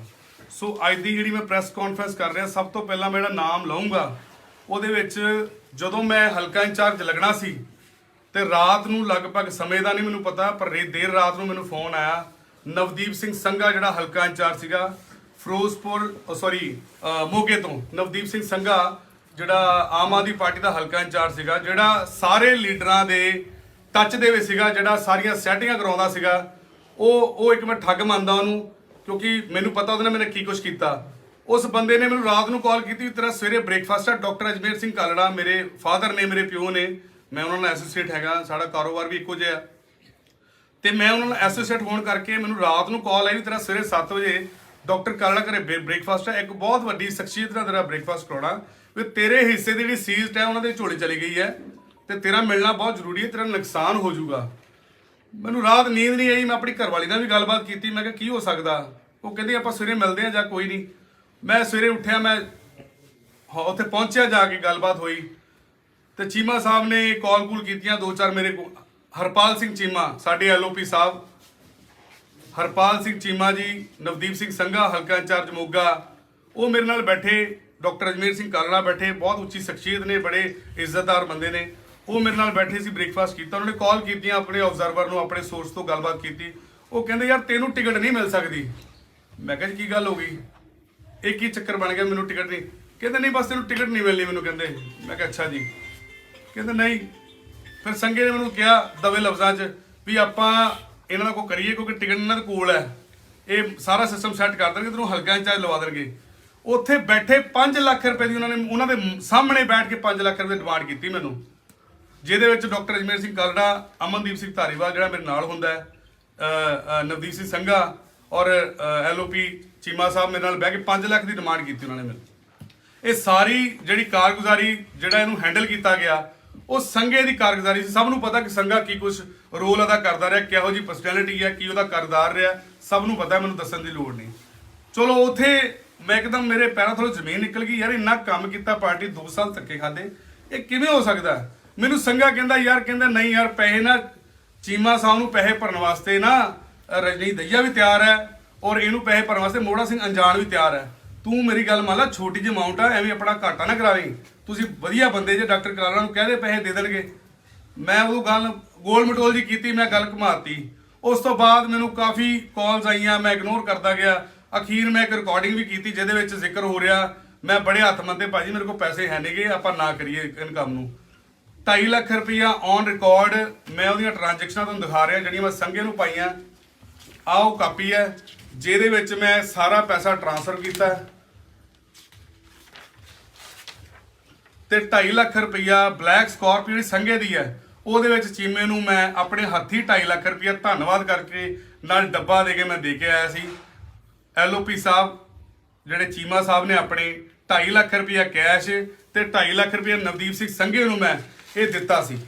ਆ ਲਓ, ਆ ਸਾਰੀਆਂ ਟ੍ਰਾਂਜੈਕਸ਼ਨਾਂ ਦੀ ਕਾਪੀਆਂ। ਇਹਦੇ ਤੇ ਜਿਹਨੇ ਵੀ ਮੇਰੇ ਨਾਲ ਗੱਲ ਕਰਨੀ ਹੋਵੇ ਉਹੀ ਬੰਦਾ ਕਰੇ, ਨਵਦੀਪ ਸਿੰਘ ਸੰਘਾ ਕਰ ਲਵੇ ਜਾਂ ਗੱਲ ਕਰ ਲਏ LOP ਸਾਹਿਬ, ਮੇਰੇ ਨਾਲ ਲਾਈਵ ਗੱਲ ਕਰਨ। ਜੇ ਉਹਨਾਂ ਨੂੰ ਕੋਈ ਡਾਊਟ ਹੈ ਕਿ ਮੈਂ ਉਹਨਾਂ ਦੇ ਕੋਈ ਇਲਜ਼ਾਮ ਲਗਾ ਰਿਹਾ, ਇਹ ਮੈਂ ਆਪਣੇ ਇੱਕ ਪੱਖ ਪ੍ਰੂਫ ਜਿਹੜੇ ਤੁਹਾਡੇ ਮੈਂ ਅੱਗੇ ਜਨਤਕ ਕਰ ਰਿਹਾ, ਇਹ ਪ੍ਰੈਸ ਨੂੰ ਮੈਂ ਤੁਹਾਨੂੰ ਦੇ ਵੀ ਦਊਂਗਾ। ਉਸ ਤੋਂ ਬਾਅਦ ਮੇਰੀ ਗੱਲ ਕੰਪਲੀਟ ਹੋਣ ਤੋਂ ਉਸ ਤੋਂ ਬਾਅਦ ਫਿਰ ਮੈਂ ਹਲਕਾ ਇੰਚਾਰਜ ਲੱਗ ਗਿਆ। ਮੈਨੂੰ ਨਹੀਂ ਪਤਾ ਸਹੀ ਹੋਇਆ ਗਲਤ ਹੋਇਆ, ਮੈਂ ਆਪਣੇ ਮਨੋ ਮਨ ਮੈਂ ਬੜਾ ਪਰੇਸ਼ਾਨ ਸੀ ਵੀ ਮੈਂ ਕਿੱਧਰ ਪਾਸੇ ਗੱਲ ਜਾਈ ਜਾਂਦੀ ਹੈ। ਦਿਨ ਬੀਤੇ, ਹਾਲਾਤ ਬੀਤੇ, ਫਿਰ ਮੈਨੂੰ ਕਾਲ ਆ ਗਈ ਕਿਸੇ ਬੰਦੇ ਦੀ ਵੀ ਭਾਈ ਆ ਜਿਹੜਾ ਤੇਰਾ ਕੰਮ ਚੱਲ ਰਿਹਾ ਤੈਨੂੰ ਟਿਕਟ ਨਹੀਂ ਮਿਲਣੀ। ਮੈਂ ਕਿਹਾ ਯਾਰ ਇਹ ਬੜੀ ਪਰੇਸ਼ਾਨੀ ਹੈ, ਬੜਾ ਮੁਸ਼ਕਲ ਦਾ ਕੰਮ ਹੋਇਆ ਪਿਆ, ਟਿਕਟ ਕਿਉਂ ਨਹੀਂ ਮਿਲਣੀ? ਮੈਂ ਤਾਂ ਹਲਕਾ ਇੰਚਾਰਜ ਲੱਗ ਗਿਆ। ਉਹਦਾ ਨਾਮ ਸ਼ਖਸੀਅਤ ਦਾ ਮੈਂ ਲੈ ਰਿਹਾ, ਨਾਮ ਔਨ ਰਿਕਾਰਡ ਲਿਖ ਲਓ। ਜਿਹਨੂੰ ਮੋਗੇ ਤੋਂ ਟਿਕਟ ਮਿਲੀ ਹੈ ਅਮਨਦੀਪ ਅਰੋੜਾ, ਆਮ ਆਦਮੀ ਪਾਰਟੀ ਦੀ ਜਿਹੜੀ ਕੈਂਡੀਡੇਟ ਉਹਦਾ ਘਰ ਵਾਲਾ ਡਾਕਟਰ ਰਾਕੇਸ਼ ਅਰੋੜਾ। ਉਹਦਾ ਮੈਨੂੰ ਫੋਨ ਆਇਆ, ਉਹ ਕਹਿੰਦਾ ਯਾਰ ਤੈਨੂੰ ਫੇਸਬੁੱਕ ਮੈਂ ਜਾਣਦਾ, ਪਹਿਲਾਂ ਤੋਂ ਵੀ ਜਾਣਦਾ ਉਹਨੂੰ, ਕਿਉਂਕਿ ਮੋਗੇ ਦੇ ਰਹਿਣ ਵਾਲੇ ਨੇ, ਸਰਕਾਰੀ ਨੌਕਰੀ ਤੇ ਕੰਮ ਕਰ ਰਹੇ ਨੇ ਦੋਨੋਂ ਤੀਵੇਂ ਆਦਮੀ, ਔਰ ਇੰਨਾ ਕੋਈ ਹਾਈ ਕਲਾਸ ਫੈਮਿਲੀ ਤੋਂ ਨਹੀਂ ਕਹਿ ਸਕਦਾ ਮੈਂ। ਚਲੋ ਉਹਦਾ ਮੈਨੂੰ ਕਾਲ ਆਇਆ ਕਿ ਤੂੰ ਮਿਲਦਾ। ਮੈਂ ਘਰੇ ਗਿਆ, ਮੈਨੂੰ ਕਹਿੰਦੇ ਯਾਰ ਤੇਰੀ ਰਿਪੋਰਟ ਬਹੁਤ ਮਾੜੀ, ਤੈਨੂੰ ਟਿਕਟ ਨਹੀਂ ਮਿਲਣੀ। ਮੈਨੂੰ ਫਿਰ ਪਰੇਸ਼ਾਨੀ ਹੋ ਗਈ ਕਿਉਂਕਿ ਮੇਰਾ ਪੋਲੀਟੀਕਲੀ ਬੈਕਗ੍ਰਾਉਂਡ ਨਹੀਂ ਸੀਗਾ। ਇਹ ਮੈਂ ਕੋਈ ਆਪਣਾ ਪੱਖ ਨਹੀਂ ਰੱਖ ਰਿਹਾ, ਮੈਂ ਸੱਚਾਈ ਦੱਸ ਰਿਹਾ ਕਿ ਮੇਰੇ ਨਾਲ ਹੋਇਆ ਕੀ। ਮੈਂ ਉਸ ਤੋਂ ਬਾਅਦ ਉਹਨਾਂ ਨਾਲ ਗੱਲਬਾਤ ਕੀਤੀ। ਮੈਂ ਕਿਹਾ ਜੀ ਕੀ ਮਤਲਬ ਕੀ ਚੱਕਰ, ਨੂੰ ਖੋਲ ਕੇ ਦੱਸੋ। ਮੇਰੇ ਸਾਹਮਣੇ ਉਹਨਾਂ ਨੇ ਦੁਰਗੇਸ਼ ਪਾਠਕ ਨੂੰ ਫੋਨ ਕੀਤਾ, ਜਿਹੜਾ ਦਿੱਲੀ ਦਾ 2017 ਵਿੱਚ ਜਿਹੜਾ ਸਾਰਾ ਪੰਜਾਬ, ਉਹਨੂੰ ਕਾਲ ਕੀਤੀ। ਉਹ ਕਹਿੰਦਾ ਯਾਰ ਇਹਨੂੰ ਨਹੀਂ ਟਿਕਟ ਮਿਲਣੀ, ਆਪਣੀ ਮੋੜਾ ਸਿੰਘ ਅਣਜਾਣ ਨਾਲ ਜਾਂ ਦਈਏ ਨਾਲ ਗੱਲ ਚੱਲਦੀ ਪਈ ਆ। ਇਹ ਮੈਨੂੰ ਕਹਿੰਦਾ ਜੀ ਤੈਨੂੰ ਟਿਕਟ ਨਹੀਂ ਮਿਲਣੀ, ਆਪਾਂ ਨੂੰ ਉੱਪਰ ਸਾਰਾ ਸਿਸਟਮ ਸੈੱਟ ਕਰਨਾ ਪੈਣਾ, ਵੀ ਆਪਾਂ ਮਾੜਾ ਮੋਟਾ ਕੋਈ ਸਿਸਟਮ ਸੈੱਟ ਕਰੀਏ। ਮੈਂ ਕਿਹਾ ਚਲੋ ਕੋਈ, ਤੁਸੀਂ ਵੀ ਦੱਸੋ ਮੈਨੂੰ। ਅਮਨਦੀਪ ਅਰੋੜਾ ਜਿਹੜੀ ਮੋਗੇ ਤੋਂ ਕੈਂਡੀਡੇਟ ਹੈ, ਉਹਦੇ ਹਸਬੈਂਡ ਨੇ ਮੈਨੂੰ ਕਾਲ ਕੀਤੀ, ਨਾਲ ਅਮਨਦੀਪ ਅਰੋੜਾ ਵੀ ਨਾਲ ਇਨਵੋਲਵ ਸੀ। ਉਹਦੇ ਵੀ ਮੇਰੇ ਕੋਲ ਪ੍ਰੂਫ ਨੇ, ਜੋ ਕਹਿ ਦੇਵੇ ਕਿ ਮੈਨੂੰ ਕੁਝ ਪਤਾ ਨਹੀਂ। ਮੈਂ ਜਿਹਦੇ ਨਾਲ ਵੀ ਗੱਲ ਕਰ ਰਿਹਾ, ਮੈਂ ਔਨ ਕੈਮਰਾ ਗੱਲ ਕਰ ਰਿਹਾ। ਜਿਹਨੇ ਵੀ ਮੇਰੇ ਨਾਲ ਗੱਲ ਕਰਨੀ ਆ ਉਹ ਔਨ ਕੈਮਰਾ ਮੇਰੇ ਨਾਲ ਬੈਠ ਕੇ ਗੱਲ ਕਰੇ। ਜਿਹਨੇ ਵੀ ਮੇਰੇ ਨਾਲ ਡਿਸਕਸ ਕਰਨੀ ਹੈ ਮੈਂ ਇੱਕ ਪ੍ਰੂਫ ਦੇ ਆਧਾਰ ਤੇ ਗੱਲ ਕਰੂੰਗਾ। ਉੱਥੇ ਜੀ ਮੈਡਮ ਬੈਠੀ, ਮੈਡਮ ਕਹਿੰਦੀ ਤੁਸੀਂ ਭਈਆ ਘਬਰਾਓ ਨਾ, ਤੁਸੀਂ ਘਬਰਾਓ ਨਾ, ਕੋਈ ਨਹੀਂ, ਤੁਸੀਂ ਬਹੁਤ ਮਿਹਨਤ ਕੀਤੀ, ਤੁਹਾਡਾ ਬਹੁਤ ਵੱਡਾ ਕਿਰਦਾਰ ਹੈ, ਤੁਸੀਂ ਬਹੁਤ ਲੋਕਾਂ 'ਚ ਤੁਹਾਡੀ ਬਹੁਤ ਗੁੱਡ ਤੁਹਾਡੀ ਕੰਡੀਸ਼ਨ ਨੇ, ਤੁਸੀਂ ਮਿਹਨਤ ਕਰੋ। ਉਸ ਤੋਂ ਬਾਅਦ ਜੀ ਕਹਿੰਦਾ ਆਪਾਂ ਇਹਨਾਂ ਦਾ ਕੁਝ ਕਰ ਦਈਏ। ਮੈਂ ਕਿਹਾ ਹੋਰ ਕਿਵੇਂ, ਕੀ ਕਰ ਸਕਦੇ ਹਾਂ? ਮੈਂ ਕਿਹਾ ਮੇਰੇ ਤਾਂ ਇਹਨੇ ਜੋਗਾ ਹੈ ਨਹੀਂ, ਮੈਂ ਕਿੱਥੋਂ ਇਹਨੇ ਪੈਸੇ ਦਊਂਗਾ, ਕਿਉਂਕਿ ਲਗਭਗ 2 ਸਾਲਾਂ 'ਚ ਮੈਂ 2 ਕਰੋੜ ਰੁਪਏ ਹਲਕੇ ਤੇ ਲਾ ਚੁੱਕਿਆ। ਵੀ ਮੈਂ ਕਿਹੜਾ ਕੋਈ ਬਲੈਕ ਕਰਦਾ ਜਾਂ ਮੈਂ ਕੋਈ ਚਿੱਟਾ ਵੇਚਦਾ। ਮੈਂ ਸ਼ਰੀਫ ਸੀ ਤੇ ਮਤਲਬ ਮੇਰੇ 'ਚ ਇਨਸਾਨੀਅਤ ਸੀਗੀ, ਮੈਂ ਸ਼ਰਾਫਤ ਨਾਲ ਤੁਰਿਆ ਜਾਂਦਾ ਸੀਗਾ, ਜਿਵੇਂ ਬਾਕੀ ਪੰਜਾਬ ਦੇ ਕੈਂਡੀਡੇਟ ਭੋਲੇ ਭਾਲੇ ਤੁਰੇ ਫਿਰਦੇ। ਕਿਉਂਕਿ ਬੋਲਦਾ ਕੋਈ ਤਾਂ ਨਹੀਂ, ਸਭ ਨੂੰ ਇਹ ਵੀ ਇਲੈਕਸ਼ਨ ਲੜਨਾ ਚਾਹੁੰਦੇ ਆ। ਕਿਸੇ ਦੀ ਜ਼ਰੂਰਤ ਨਹੀਂ ਪਈ ਅਜੇ ਤੱਕ, ਉਹਨਾਂ ਦੀ ਪਈ ਹੈ ਜਿਹਨੂੰ ਟਿਕਟਾਂ ਨਹੀਂ ਮਿਲੀਆਂ, ਜਾਂ ਜਿਹੜੇ MLA ਟਿਕਟ ਲੈ ਕੇ ਆਏ ਆ, ਕਿਸੇ ਦਾ ਕਿਰਦਾਰ ਅੱਜ ਤੱਕ ਦਾ ਰਿਹਾ ਨਹੀਂ ਕੋਈ ਬੰਦਾ ਇਹ ਗੱਲ ਨੂੰ ਕਹਿ ਸਕੇ। ਫਿਰ ਉਸ ਤੋਂ ਬਾਅਦ ਮੇਰੀਆਂ 2-3 ਸੀਟਿੰਗਾਂ ਹੋਈਆਂ, ਉਹਨਾਂ ਨੇ ਇੱਕਦਮ ਮੈਨੂੰ ਕਿਹਾ, ਮੇਰੇ ਤੇ ਪ੍ਰੈਸ਼ਰ ਬਣਾ ਕੇ ਰੱਖਿਆ, ਰਾਤ ਨੂੰ ਕਾਲ ਕਰਨੀ, ਉਹ ਯਾਰ ਤੇਰਾ ਕੰਮ ਖਰਾਬ ਹੋ ਗਿਆ ਯਾਰ, ਦਈਆ ਉੱਥੇ ਚਲਾ ਗਿਆ ਯਾਰ, ਮੋੜਾ ਉੱਥੇ ਚਲਾ ਗਿਆ। ਮੈਂ ਇੱਕ 45 ਮਿੰਟ ਦੀ ਰਿਕਾਰਡਿੰਗ ਰਿਲੀਜ਼ ਕਰੂੰਗਾ ਜਿਹਦੇ ਵਿੱਚ ਤੁਹਾਨੂੰ ਸਾਰੇ ਖੁਲਾਸੇ ਹੋਣਗੇ। ਉਹ ਮੇਰੀ ਪਰਸਨਲ ਪ੍ਰਾਪਰਟੀ, ਮੈਂ ਤੁਹਾਨੂੰ ਆਪਣੇ ਪੂਰੇ ਹੋਸ਼ੋ-ਵਾਸ ਕਹਿ ਰਿਹਾ। ਮੈਨੂੰ ਇਸ ਗੱਲ 'ਚ ਕੋਈ ਗਰੇਜ਼ ਨਹੀਂ ਵੀ ਉਹਦੀ ਨਹੀਂ ਹੈਗੀ, ਮੈਂ ਠੋਕ ਕੇ ਕਹਿ ਰਿਹਾ ਉਹਦੀ ਰਿਕਾਰਡਿੰਗ ਹੈ। 30 ਲੱਖ ਰੁਪਈਆ ਮੈਂ ਉਹਨੂੰ ਦੇਣਾ ਪਿਆ, ਆਪਣੇ ਮੈਨੂੰ ਸਟ੍ਰੈਸ ਡਿਪਰੈਸ਼ਨ ਦੇ ਕੇ ਨਵਦੀਪ ਸਿੰਘ ਸੰਘਾ ਹਲਕਾ ਇੰਚਾਰਜ ਤੱਕ ਲਵਾਉਣ ਤੱਕ ਚੀਮੇ ਨਾਲ ਰਲ ਕੇ 5 ਲੱਖ ਰੁਪਈਆ ਲੈ ਗਿਆ। ਉਸ ਤੋਂ ਬਾਅਦ ਉਹਨਾਂ ਨੇ ਰਲ ਮਿਲ ਕੇ ਠੱਗ ਅੱਗੇ ਕਰਤਾ। ਇਸ ਠੱਗ ਦੇ ਜਦੋਂ ਮੇਰੀਆਂ ਗੱਲਾਂ ਸਟਾਰਟ ਹੋਈਆਂ, ਉਹ ਤੋਂ ਪਹਿਲਾਂ ਮੈਨੂੰ ਇਹ ਗੱਲ ਕਹੀ ਵੀ 2017 'ਚ ਅਮਨਦੀਪ ਅਰੋੜਾ ਦਾ ਘਰ ਵਾਲਾ ਜਿਹੜਾ ਜਿਹਨੂੰ ਟਿਕਟ ਮਿਲੀ ਹੈ, ਉਹ ਕਹਿੰਦਾ 2017 'ਚ ਉਸ ਰਿਕਾਰਡਿੰਗ 'ਚ ਜਿਹੜੇ ਜ਼ਿਕਰ ਹੋਏ ਆ, 2017 'ਚ ਮੈਂ 35 ਲੱਖ ਦਿੱਤਾ, ਮੇਰਾ 35 ਲੱਖ ਰੁਪਈਆ ਮਿੱਟੀ ਹੋ ਗਿਆ। ਹੁਣ ਮੈਂ ਨਵਦੀਪ ਸਿੰਘ ਸੰਘੇ ਦੀ ਸਵੇਰੇ ਚੁਕਾ ਦੂੰ, ਨਵਦੀਪ ਸਿੰਘ ਸੰਘਾ ਸਵੇਰੇ, ਮੈਂ ਹਾਈ ਕਮਾਂਡ ਨੂੰ ਉੱਪਰ 8 ਤੋਂ 10 ਬੰਦੇ ਦਿੱਲੀ ਲੌਬੀ ਦੇ ਵਿੱਚ, ਜਿਨ੍ਹਾਂ ਵਿੱਚ ਆਪਣਾ ਕੀ ਨਾਮ ਦੁਰਗੇਸ਼ ਪਾਠਕ, ਸੰਜੇ ਸਿੰਘ, ਰਾਘਵ ਚੱਡਾ, ਮੈਨੂੰ ਨਹੀਂ ਪਤਾ ਕੇਜਰੀਵਾਲ ਸਾਹਿਬ ਹੈਗੇ ਕਿ ਨਹੀਂ ਹੈਗੇ, ਮੈਂ ਉਹ ਨਹੀਂ ਗੱਲ ਕਰਦਾ, ਪਰ ਜਿਨ੍ਹਾਂ ਨੂੰ ਕਾਲਸ ਮੇਰੇ ਮੂਹਰੇ ਕਰਦੇ ਰਹੇ ਆ, ਸੰਜੇ ਸਿੰਘ, ਦੁਰਗੇਸ਼ ਪਾਠਕ ਔਰ ਸੰਦੀਪ ਪਾਠਕ, ਰਾਘਵ ਚੱਡਾ, ਇਹ 4-5 ਬੰਦਿਆਂ ਨੂੰ ਮੇਰੇ ਮੂਹਰੇ ਕਾਲਸ ਆਉਂਦੀਆਂ ਰਹੀਆਂ ਨੇ। ਇਹਨਾਂ ਬੰਦਿਆਂ ਨੂੰ ਸਾਡੇ ਦਾ ਕਦੀ ਇਹਨਾਂ ਨੇ ਫੋਨ ਨਹੀਂ ਚੱਕੇ, ਅਸੀਂ ਮਰ ਗਏ ਇਹਨਾਂ ਲਈ ਮਿਹਨਤ ਕਰ ਕਰਕੇ, ਸਾਡੇ ਕਦੀ ਫੋਨ ਨਹੀਂ ਚੱਕੇ। ਮੈਂ ਬੜੀ ਵਾਰੀ ਐਗਜ਼ਾਮਪਲ ਸੈੱਟ ਕੀਤੀ ਯਾਰ, ਦੇਖਾਂ ਗੱਲਬਾਤ ਕਰਾਂ ਵੀ ਇਹਨਾਂ ਬੰਦਿਆਂ ਦੇ ਵਿੱਚ ਕੀ ਹੈ, ਕਿਵੇਂ ਕੀ ਸਿਸਟਮ ਹੈ। ਇਹਦਾ ਹਸਬੈਂਡ ਅਮਨ ਅਰੋੜਾ ਦਾ ਹਸਬੈਂਡ ਕਾਲ ਕਰਦਾ ਸੀ, ਮਿੰਟ 'ਚ ਕਾਲ ਚੱਕ ਲੈਂਦੇ ਸੀ, ਮੈਡਮ ਕਾਲ ਕਰਦੀ ਸੀ, ਮਿੰਟ 'ਚ ਕਾਲ ਕਰਦੇ, ਭਈਆ ਦੀ ਆਪਾਂ ਸਪੋਰਟ ਕਰਨੀ ਹੈ, ਭਈਆ ਦੀ ਆਪਾਂ ਸਪੋਰਟ ਕਰਨੀ ਹੈ। ਫਿਰ ਜਦੋਂ 2017 ਦਾ ਜ਼ਿਕਰ ਕੀਤਾ ਵੀ 35 ਲੱਖ ਰੁਪਈਆ ਅਸੀਂ ਦਿੱਤਾ, ਸਾਡਾ ਮਿੱਟੀ ਹੋ ਗਿਆ, ਉਸ ਤੋਂ ਬਾਅਦ ਉਹਨਾਂ ਨੇ ਇਹਦੇ 'ਚ ਇਹ ਵੀ ਜ਼ਿਕਰ ਕੀਤਾ ਵੀ ਭਾਈ 30 ਲੱਖ ਰੁਪਈਆ ਇਹਨਾਂ ਨੇ ਮੈਨੂੰ ਪਹਿਲਾਂ ਤਾਂ ਇਹ ਗੱਲ ਕਹੀ ਵੀ ਆਪਾਂ ਥੋੜੀ ਮੋਟੀ ਜਿਹੜੀ ਆਪਾਂ ਅਮਾਊਂਟ ਦੇ ਦਈਏ। ਮੈਂ ਕਿਹਾ ਕਿੰਨੀ ਕੁ ਆਪਾਂ ਕਰ ਸਕਦੇ, ਕਹਿੰਦੇ ਆਪਾਂ ਨੂੰ ਕਰਨਾ ਪਊਗਾ ਕੁਛ ਨਾ ਕੁਛ। ਅਖੀਰ 'ਚ ਇਹਨਾਂ ਨੇ 50 ਲੱਖ ਰੁਪਏ ਦੀ ਮੈਨੂੰ ਡਿਮਾਂਡ ਕੀਤੀ ਵੀ ਆਪਾਂ ਨੂੰ 50 ਲੱਖ ਰੁਪਈਆ ਦਈਏ। 50 ਲੱਖ ਰੁਪਏ ਦੇ ਵਿੱਚੋਂ 30 ਲੱਖ ਰੁਪਈਆ ਮੈਂ ਇਹਨਾਂ ਨੂੰ 20 ਲੱਖ ਰੁਪਈਆ ਅਮਨਦੀਪ ਅਰੋੜਾ ਜਿਹਨੂੰ ਟਿਕਟ ਮਿਲੀ ਹੈ, ਜਿਹੜੀ ਇਹ ਸੰਘੇ ਦੀ ਟਿਕਟ ਕਟਾ ਕੇ ਲੈ ਕੇ ਆਏ ਆ, 30 ਲੱਖ ਰੁਪਈਆ ਇਹਨਾਂ ਨੇ ਆਪਣੇ ਕੋਲ 20 ਲੱਖ ਰੁਪਈਆ ਸੌਰੀ ਮੈਂ ਮੈਡਮ ਨੂੰ ਦੇ ਕੇ ਆਇਆ, ਇਹਨਾਂ ਨੇ ਗਿਣ ਕੇ ਮੇਰੇ ਕੋਲ ਪੈਸੇ ਲਏ। 10 ਲੱਖ ਰੁਪਈਆ ਇਹ ਦਿੱਲੀ ਦੇ ਕੇ ਆਏ, ਇਹਨਾਂ ਦੱਸੇ ਮੁਤਾਬਕ ਕਿਹੜੀ ਜਗ੍ਹਾ ਸੀਗੀ, ਇਹ ਲੋਕੇਸ਼ਨ ਸਾਰੀ ਇਹਦੇ ਕੋਲ ਫੋਨ 'ਚ ਹੋਏਗੀ। ਜੋ ਮੈਂ ਚੀਜ਼ਾਂ ਕਹਿ ਰਿਹਾ ਮੈਂ ਔਨ ਰਿਕਾਰਡ ਕਰ ਰਿਹਾ, ਮੈਨੂੰ ਇੱਕ ਮਿੰਟ ਦੀ ਵੀ ਗਰੇਜ਼ ਨਹੀਂ, 1 ਮਿੰਟ ਦੀ ਘਬਰਾਹਟ ਨਹੀਂ, ਕਿਉਂਕਿ ਮੈਨੂੰ ਮੇਰਾ ਪ੍ਰਮਾਤਮਾ ਜਾਣਦਾ ਕਿ ਮੈਂ ਕਿਹੜੇ ਹਾਲਾਤਾਂ 'ਚ ਨਿਕਲਿਆ। ਮੈਨੂੰ ਪਤਾ ਮੈਂ ਕਿਵੇਂ ਜ਼ਿੰਦਾ ਇਸ ਟਾਈਮ, ਕਿ ਮੇਰੇ ਤੇ ਕੀ ਪ੍ਰੈਸ਼ਰ ਪਾਇਆ। ਜਦੋਂ ਮੈਂ ਆਈਫੋਨ ਰੱਖਦਾ, ਆਈਫੋਨ 'ਚ ਰਿਕਾਰਡਿੰਗ ਨਹੀਂ, ਆਪਾਂ ਸਭ ਨੂੰ ਪਤਾ ਹੈ ਵੀ ਰਿਕਾਰਡਿੰਗਸ ਨਹੀਂ ਹੁੰਦੀਆਂ। ਮੈਂ ਇਹਨਾਂ ਨਾਲ ਗੱਲਬਾਤ ਕੀਤੀ, ਮੈਂ ਕਿਹਾ ਜੀ ਭਾਜੀ ਮੈਂ 30 ਲੱਖ ਦਾ ਦੇਤਾ, ਪਰ ਮੇਰੇ 'ਚ ਫਿਰ ਵੀ ਇਨਸਾਨੀਅਤ ਜਾਗੀ। ਛੋਟੇ ਮੋਟੇ ਠੱਗ ਹੋਰ ਵੀ ਪੰਜਾਬ 'ਚ ਤੁਰੇ ਫਿਰਦੇ ਆ, ਲੇਕਿਨ ਨਵਦੀਪ ਸਿੰਘ ਛੋਟਾ ਠੱਗ ਸੀ, ਇਹ ਵੱਡਾ ਠੱਗ ਸੀਗਾ। ਇਹ ਸੰਘੇ ਦੀ ਟਿਕਟ ਵੀ ਕਟਾ ਕੇ ਲੈ ਆਇਆ ਵੀ ਮੈਂ ਸੰਘੇ ਦੀ ਟਿਕਟ ਕਟਾ ਲਿਆਉਂਗਾ। ਇਹ ਕਹਿੰਦਾ ਮੈਂ ਇੱਕ ਮੈਸੇਜ ਕੀਤਾ ਦਿੱਲੀ ਦੇ ਵਿੱਚ, ਉਸ ਰਿਕਾਰਡਿੰਗ ਜ਼ਿਕਰ ਹੈ, ਮੈਂ ਇੱਕ ਅਮਨਦੀਪ ਦਾ ਜਿਹਨੂੰ ਟਿਕਟ ਮਿਲੀ ਹੈ ਆਮ ਆਦਮੀ ਪਾਰਟੀ ਮੋਗੇ ਤੋਂ, ਉਹਦਾ ਹਸਬੈਂਡ ਕਹਿੰਦਾ ਕਿ ਮੈਂ ਇੱਕ ਮੈਸੇਜ ਕੀਤਾ ਉੱਪਰ ਦਿੱਲੀ ਤੇ ਇੱਕ ਮੈਸੇਜ ਕੀਤਾ, ਸਵੇਰੇ ਮੈਡਮ ਦਾ ਨਾਮ ਲਿਸਟ ਵਿੱਚ ਆ ਗਿਆ। ਮਤਲਬ ਨਵਦੀਪ ਸਿੰਘ ਸੰਘੇ ਦਾ ਨਾਮ ਕੱਟ ਕੇ ਇਹਨਾਂ ਨੇ ਮੈਡਮ ਦਾ ਨਾਮ ਇਸ਼ੂ ਕਰਤਾ। 50 ਲੱਖ ਰੁਪਈਆ ਇਹਨੇ ਮੇਰੇ ਅੱਗੇ ਇੱਕ ਰਿਕਾਰਡਿੰਗ ਦੇ ਵਿੱਚ ਮੰਨਿਆ ਹੈ ਕਿ 50 ਲੱਖ ਰੁਪਈਆ ਜਿੰਨੀ ਤੇਰੀ ਵੱਜੀ ਹੈ ਉਨੀ ਮੇਰੀ ਵੱਜੀ ਹੈ। 50 ਮੈਨੂੰ ਨਹੀਂ ਪਤਾ ਇਹ ਮੇਰੇ ਪੈਸੇ ਦੇ ਕੇ ਟਿਕਟ ਲੈ ਕੇ ਆਏ, ਪਰ ਇਹਨਾਂ ਨੇ ਮੈਨੂੰ ਡਰਾ ਕੇ ਇੱਕ ਡਿਪਰੈਸ਼ਨ ਦੇ ਕੇ, ਮੈਨੂੰ ਪਤਾ ਮੇਰਾ ਮਾਲਕ ਜਾਣਦਾ ਵੀ ਮੈਂ ਕਿਹੜੇ ਹਾਲਾਤਾਂ 'ਚ ਨਿਕਲਿਆ। ਉਸ ਰਿਕਾਰਡਿੰਗ 'ਚ ਮੈਂ ਉਹਨੂੰ ਤਰਲੇ ਵੀ ਕੱਢੇ, ਮੈਂ ਉਹਨੂੰ ਬੇਨਤੀ ਕੀਤੀ ਭਾਈ ਮੇਰੇ ਕੋਲ 50,000 ਰੁਪਏ ਗੱਡੀ ਦਾ ਟਾਇਰ ਪਾਉਣ ਵਾਸਤੇ ਵੀ ਹੈ ਨਹੀਂ, ਵੀ ਮੇਰੀ ਕੰਡੀਸ਼ਨ ਹੈ, ਮੈਂ 30 ਦੇਤਾ, ਮੈਨੂੰ ਪਤਾ ਮੈਂ ਗੱਡੀ ਆਪਣੀ ਕਾਰ ਸੇਲ ਕੀਤੀ, ਵਾਈਫ ਦਾ ਥੋੜਾ ਬਹੁਤਾ ਗੋਲਡ ਕੀਤਾ, ਭੈਣ ਤੋਂ ਪੈਸੇ ਫੜੇ, ਡਾਕਟਰ ਅਜਮੇਰ ਸਿੰਘ ਕਾਲੜਾ ਤੋਂ ਪੈਸੇ ਫੜੇ, ਮੈਂ ਪੈਸੇ ਇਕੱਠੇ ਕਰਕੇ, ਕਿਉਂਕਿ ਮੇਰੀ ਹਾਲਾਤ ਇਹਨਾਂ ਨੇ ਇਹ ਬਣਾਤੀ ਜਿਵੇਂ ਇੱਕ ਸਟੂਡੈਂਟ 2 ਸਾਲ ਸਟੱਡੀ ਕਰਦਾ ਔਰ ਉਹਨੂੰ ਅਖੀਰਲੇ ਦਿਨਾਂ 'ਚ ਐਗਜ਼ਾਮ ਤੋਂ ਘੰਟਾ ਪਹਿਲਾਂ ਕਹਿਤਾ ਜਾਂਦਾ ਭਾਈ ਤੈਨੂੰ ਐਗਜ਼ਾਮ ਦਾ ਪੇਪਰ ਨਹੀਂ ਦੇਣਾ, ਉਹ ਜਾਂ ਤਾਂ ਸੁਸਾਈਡ ਕਰੂਗਾ ਤੇ ਜਾਂ ਪੁੱਛੂਗਾ ਭਾਊ ਮੈਨੂੰ ਦੱਸ ਦਿਓ ਮੈਂ ਕਰਨਾ ਕਿਵੇਂ ਹੈ। ਮੈਂ ਇਹਨਾਂ ਦੇ ਤਰਲੇ ਕੱਢੇ ਉਸ ਰਿਕਾਰਡਿੰਗ 'ਚ, ਮੈਂ ਇਹਦੇ ਅੱਗੇ ਝੋਲੀਆਂ ਅੱਡੀ ਜਾਂਦਾ ਭਾਈ ਮੇਰੇ ਕੋਲ ਪੈਸੇ ਹੈ ਨਹੀਂ, ਕਿਉਂਕਿ ਪੰਜਾਬ ਦੇ ਵਿੱਚ ਇਹ ਲੋਕਾਂ ਨੇ ਉਹਨਾਂ ਲੋਕਾਂ ਨੂੰ ਵਿੱਚ ਰੱਖਿਆ ਹੋਇਆ। ਮੇਰਾ ਸਿਰਫ ਇੱਕੋ ਹੀ ਹੈ, ਮੈਂ ਸਪਸ਼ਟੀਕਰਨ ਦੇਣਾ ਚਾਹੁੰਦਾ ਵੀ ਮੈਂ ਲੋਕਾਂ ਆਪਣੇ ਹਲਕੇ ਦੇ ਲੋਕਾਂ ਨੂੰ ਦੱਸਾਂ ਮੇਰੇ ਨਾਲ ਹੋਇਆ ਕੀ ਹੈ, ਮੇਰੇ ਹਾਲਾਤ ਕੀ ਬਣੇ, ਮੈਂ ਇਸ ਟਾਈਮ ਕਿਹੜੀ ਤਦਾਰ ਤੇ ਖੜਾ, ਮੈਂ ਉਹ ਦੱਸਣਾ ਚਾਹੁੰਦਾ ਵੀ ਮੈਂ ਕਿਹਨਾਂ ਚੀਜ਼ਾਂ ਨਿਕਲ ਕੇ ਗਿਆ। ਮੈਂ ਇਹਨਾਂ ਨੂੰ ਇਹ ਵੀ ਬੇਨਤੀ ਕੀਤੀ, ਮੈਂ ਕਿਹਾ ਭਾਜੀ ਮੇਰੇ ਕੋਲ ਹੋਰ ਪੈਸੇ ਹੈ ਨਹੀਂ। ਇਹ ਸਾਰੀ ਗੱਲ ਮੇਰੇ ਕਿਸੇ ਸੱਜਣ ਨੇ, ਮਤਲਬ ਮੇਰੀ ਵਾਈਫ ਨੇ ਮੈਨੂੰ ਗੱਲ ਸਮਝਾਈ ਵੀ ਆਪਾਂ ਪਾਰਟੀ ਤੱਕ ਅਰਵਿੰਦ ਕੇਜਰੀਵਾਲ ਆਪਾਂ ਅਪਰੋਚ ਕਰੀਏ, ਆਪਾਂ ਪਾਰਟੀ ਨੂੰ ਦੱਸੀਏ ਜਾ ਕੇ ਗੱਲਾਂ, ਇਹ ਪਾਰਟੀ ਤੱਕ ਗੱਲ ਕਰ ਲਈਏ। ਆਪਾਂ ਨੂੰ ਕੀ ਡਰ ਹੈ ਜੇ ਪਾਰਟੀ ਕੇਜਰੀਵਾਲ ਸਾਹਿਬ ਕਹਿੰਦੇ ਆ ਵੀ ਅਗਰ ਮੁझे पता चल जाए भी किसी ने 1 रुपया दे के भी टिकट ली है तो मैं जगह खाली छोड़ दूंगा। मैं कहना चाਹੁੰਦਾ ਕੇਜਰੀਵਾਲ ਸਾਹਿਬ ਨੂੰ ਵੀ ਇੱਕ ਤਾਂ LOP ਸਾਹਿਬ ਦੀ ਟਿਕਟ ਕੱਟ ਦਿਓ ਜੇ ਤੁਹਾਡੇ 'ਚ ਜ਼ਰੂਰਤ ਹੈ, ਜਾਂ ਮੋਗਾ ਖਾਲੀ ਕਰ ਦਿਓ। ਆ 2 ਟਿਕਟਾਂ ਤਾਂ ਮੇਰੇ ਗਰੀਬ ਦੇ ਜੇਬ 'ਚੋਂ ਗਈਆਂ ਜੀ। ਮੈਂ ਐਸੀ ਪਰਿਵਾਰ ਤੋਂ ਬਿਲੋਂਗ ਕਰਦਾ, ਇਹਨਾਂ ਨੇ ਦੇਖ ਲਿਆ ਇੱਕ ਪਰਿਵਾਰ ਤੋਂ। यूपी ਦੇ ਗੋਰਖਪੁਰ 'ਚ ਜਨ ਸਭਾ ਨੂੰ ਸੰਬੋਧਨ ਕਰਦੇ ਹੋਏ ਅਮਿਤ ਸ਼ਾਹ। ਪੰਜਾਬ ਵਿਧਾਨ ਸਭਾ ਚੋਣਾਂ ਦੇ ਮੱਦੇਨਜ਼ਰ ਭਾਜਪਾ ਨੇ 30 ਸਟਾਰ ਪ੍ਰਚਾਰਕਾਂ ਦੀ ਸੂਚੀ ਜਾਰੀ ਕਰ ਦਿੱਤੀ ਹੈ। ਭਾਜਪਾ ਲਈ ਪੰਜਾਬ 'ਚ ਪ੍ਰਧਾਨ ਮੰਤਰੀ ਨਰਿੰਦਰ ਮੋਦੀ ਤੋਂ ਲੈ ਕੇ ਕੇਂਦਰੀ ਮੰਤਰੀ, ਗ੍ਰਹਿ ਮੰਤਰੀ ਅਤੇ ਅਮਿਤ ਸ਼ਾਹ ਅਤੇ ਪਾਰਟੀ ਦੇ ਰਾਸ਼ਟਰੀ ਪ੍ਰਧਾਨ JP ਨੱਡਾ ਸਮੇਤ ਕਈ ਦਿग्गज प्रचार करेंगे। नाथ का भूमि कई तरह से याद रखा जाता है पूरे देश भर में। भगवान बुद्ध, भगवान महावीर, स्वयं गोरखनाथ जी और कबीरदास चारों की कर्म भूमि रही है गोरखपुर में। आज हम ये ऐतिहासिक निर्णय कर जा रहे हैं कि हम फिर से 300 पार होंगे।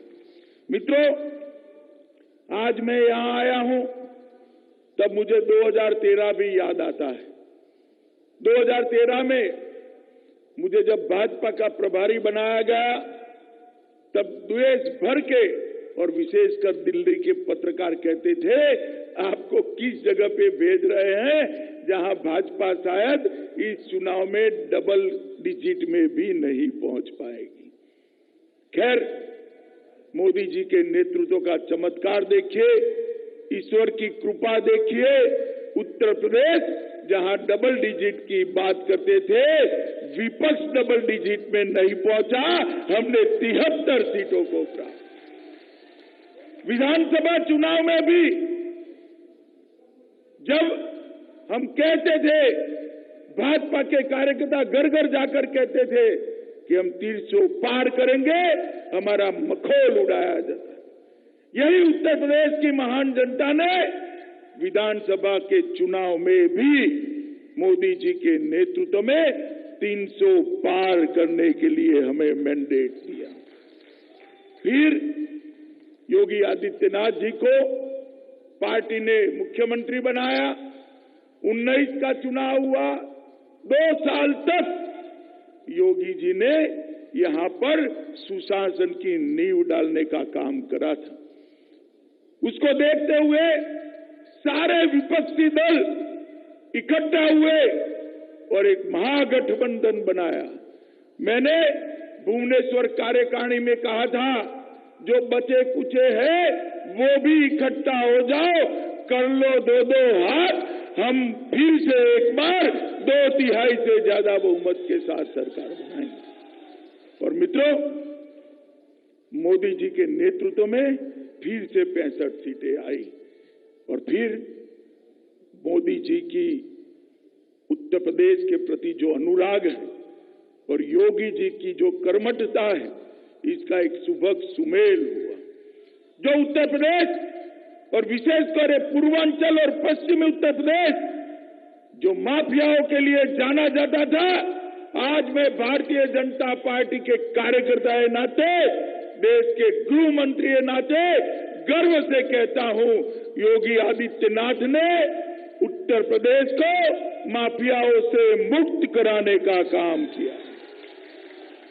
उत्तर प्रदेश में माफिया 3 ही जगह दिखाई पड़ता है, या तो वो जेल में है, या तो वो उत्तर प्रदेश के बाहर चला गया है, या तो सपा की विधानसभा सदस्यों की सूची में दिखाई पड़ता है।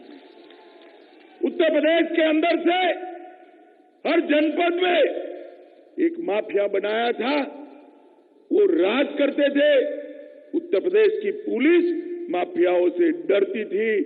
आज योगी जी के राज में स्थिति ये आ गई है कि माफिया स्वयं जाकर पुलिस स्टेशन के अंदर सरेंडर कर रहा है। मित्रों, सरेंडर कर रहा है।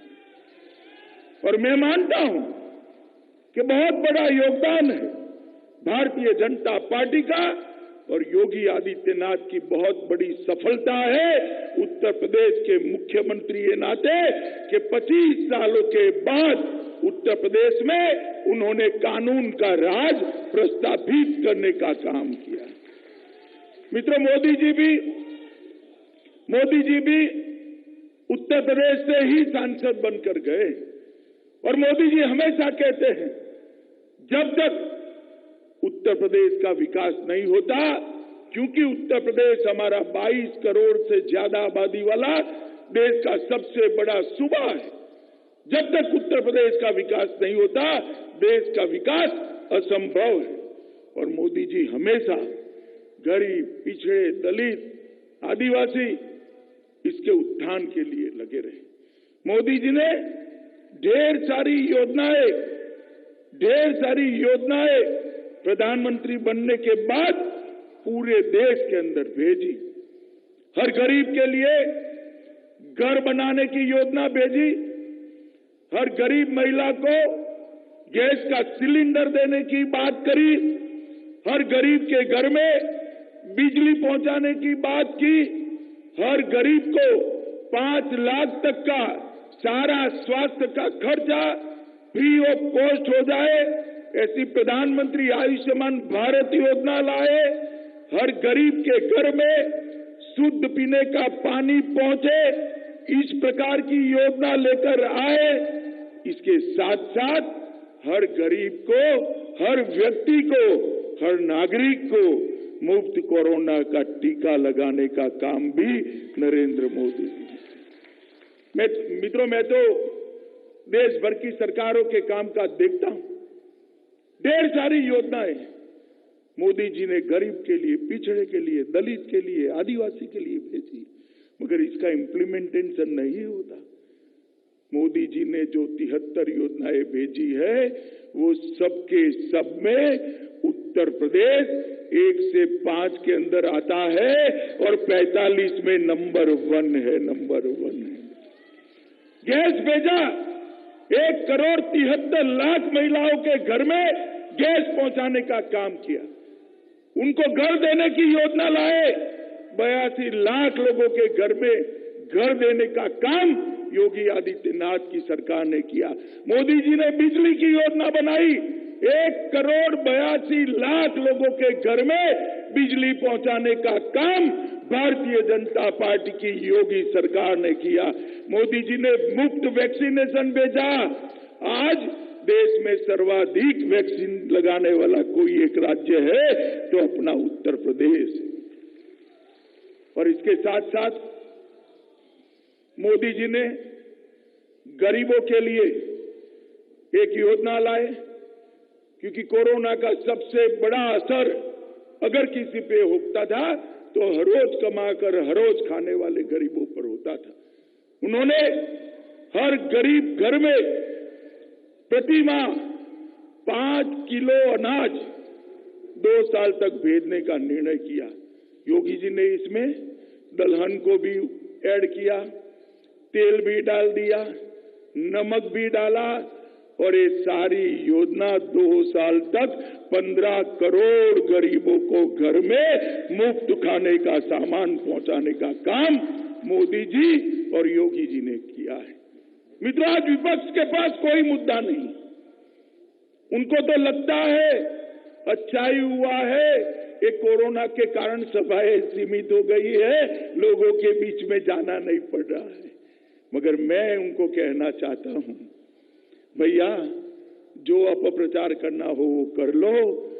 उत्तर प्रदेश की जनता भारतीय जनता पार्टी के साथ है और उत्तर प्रदेश की जनता फिर से एक बार 300 पार करेगी।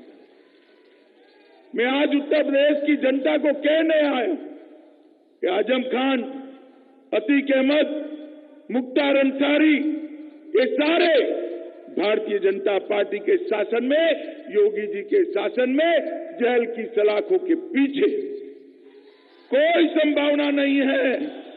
अखिलेश बाबू, कोई संभावना नहीं है। उत्तर प्रदेश की जनता बहुत सालों के बाद इनके आतंक से बाहर आ गई।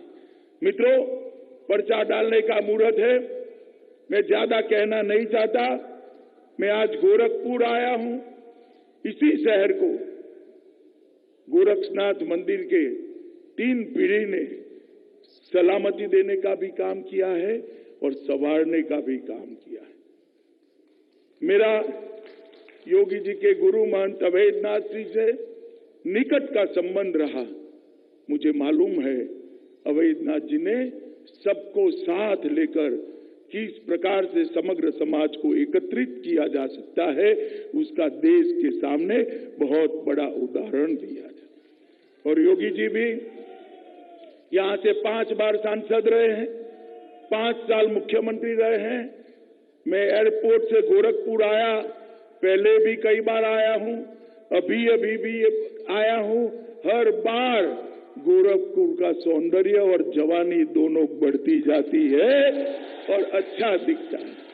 मित्रों, गोरखपुर के लिए एक जमाना में यूपी बिहार के माफियाओं के छुपने की स्थान माना जाता था। आज गोरखपुर के स्पेलिंग को सुबह ही मुझे एक पत्रकार ने व्हाट्सएप किया कि अमित भाई वहां बता दे जा। मैं को बता दूंगा, भैया व्हाट्सएप करो। उसने बहुत सुंदर व्हाट्सएप किया है। जी से गंगा एक्सप्रेस, बोलिए जी से। ओ से ऑर्गेनिक कृषि, बोलिए ओ से। ਇਹ ਸਨ ਅੱਜ ਦੀਆਂ ਮੁੱਖ ਖਬਰਾਂ। ਮੈਨੂੰ ਮਨਪ੍ਰੀਤ ਕੌਰ ਨੂੰ ਦਿਓ ਇਜਾਜ਼ਤ ਤੇ ਹੋਰ ਵਧੇਰੇ ਖਬਰਾਂ ਲਈ ਜੁੜੇ ਰਹੋ ਇੰਡੀਆ ਪਲੱਸ USA ਦੇ ਨਾਲ। ਸਤਿ ਸ਼੍ਰੀ ਅਕਾਲ।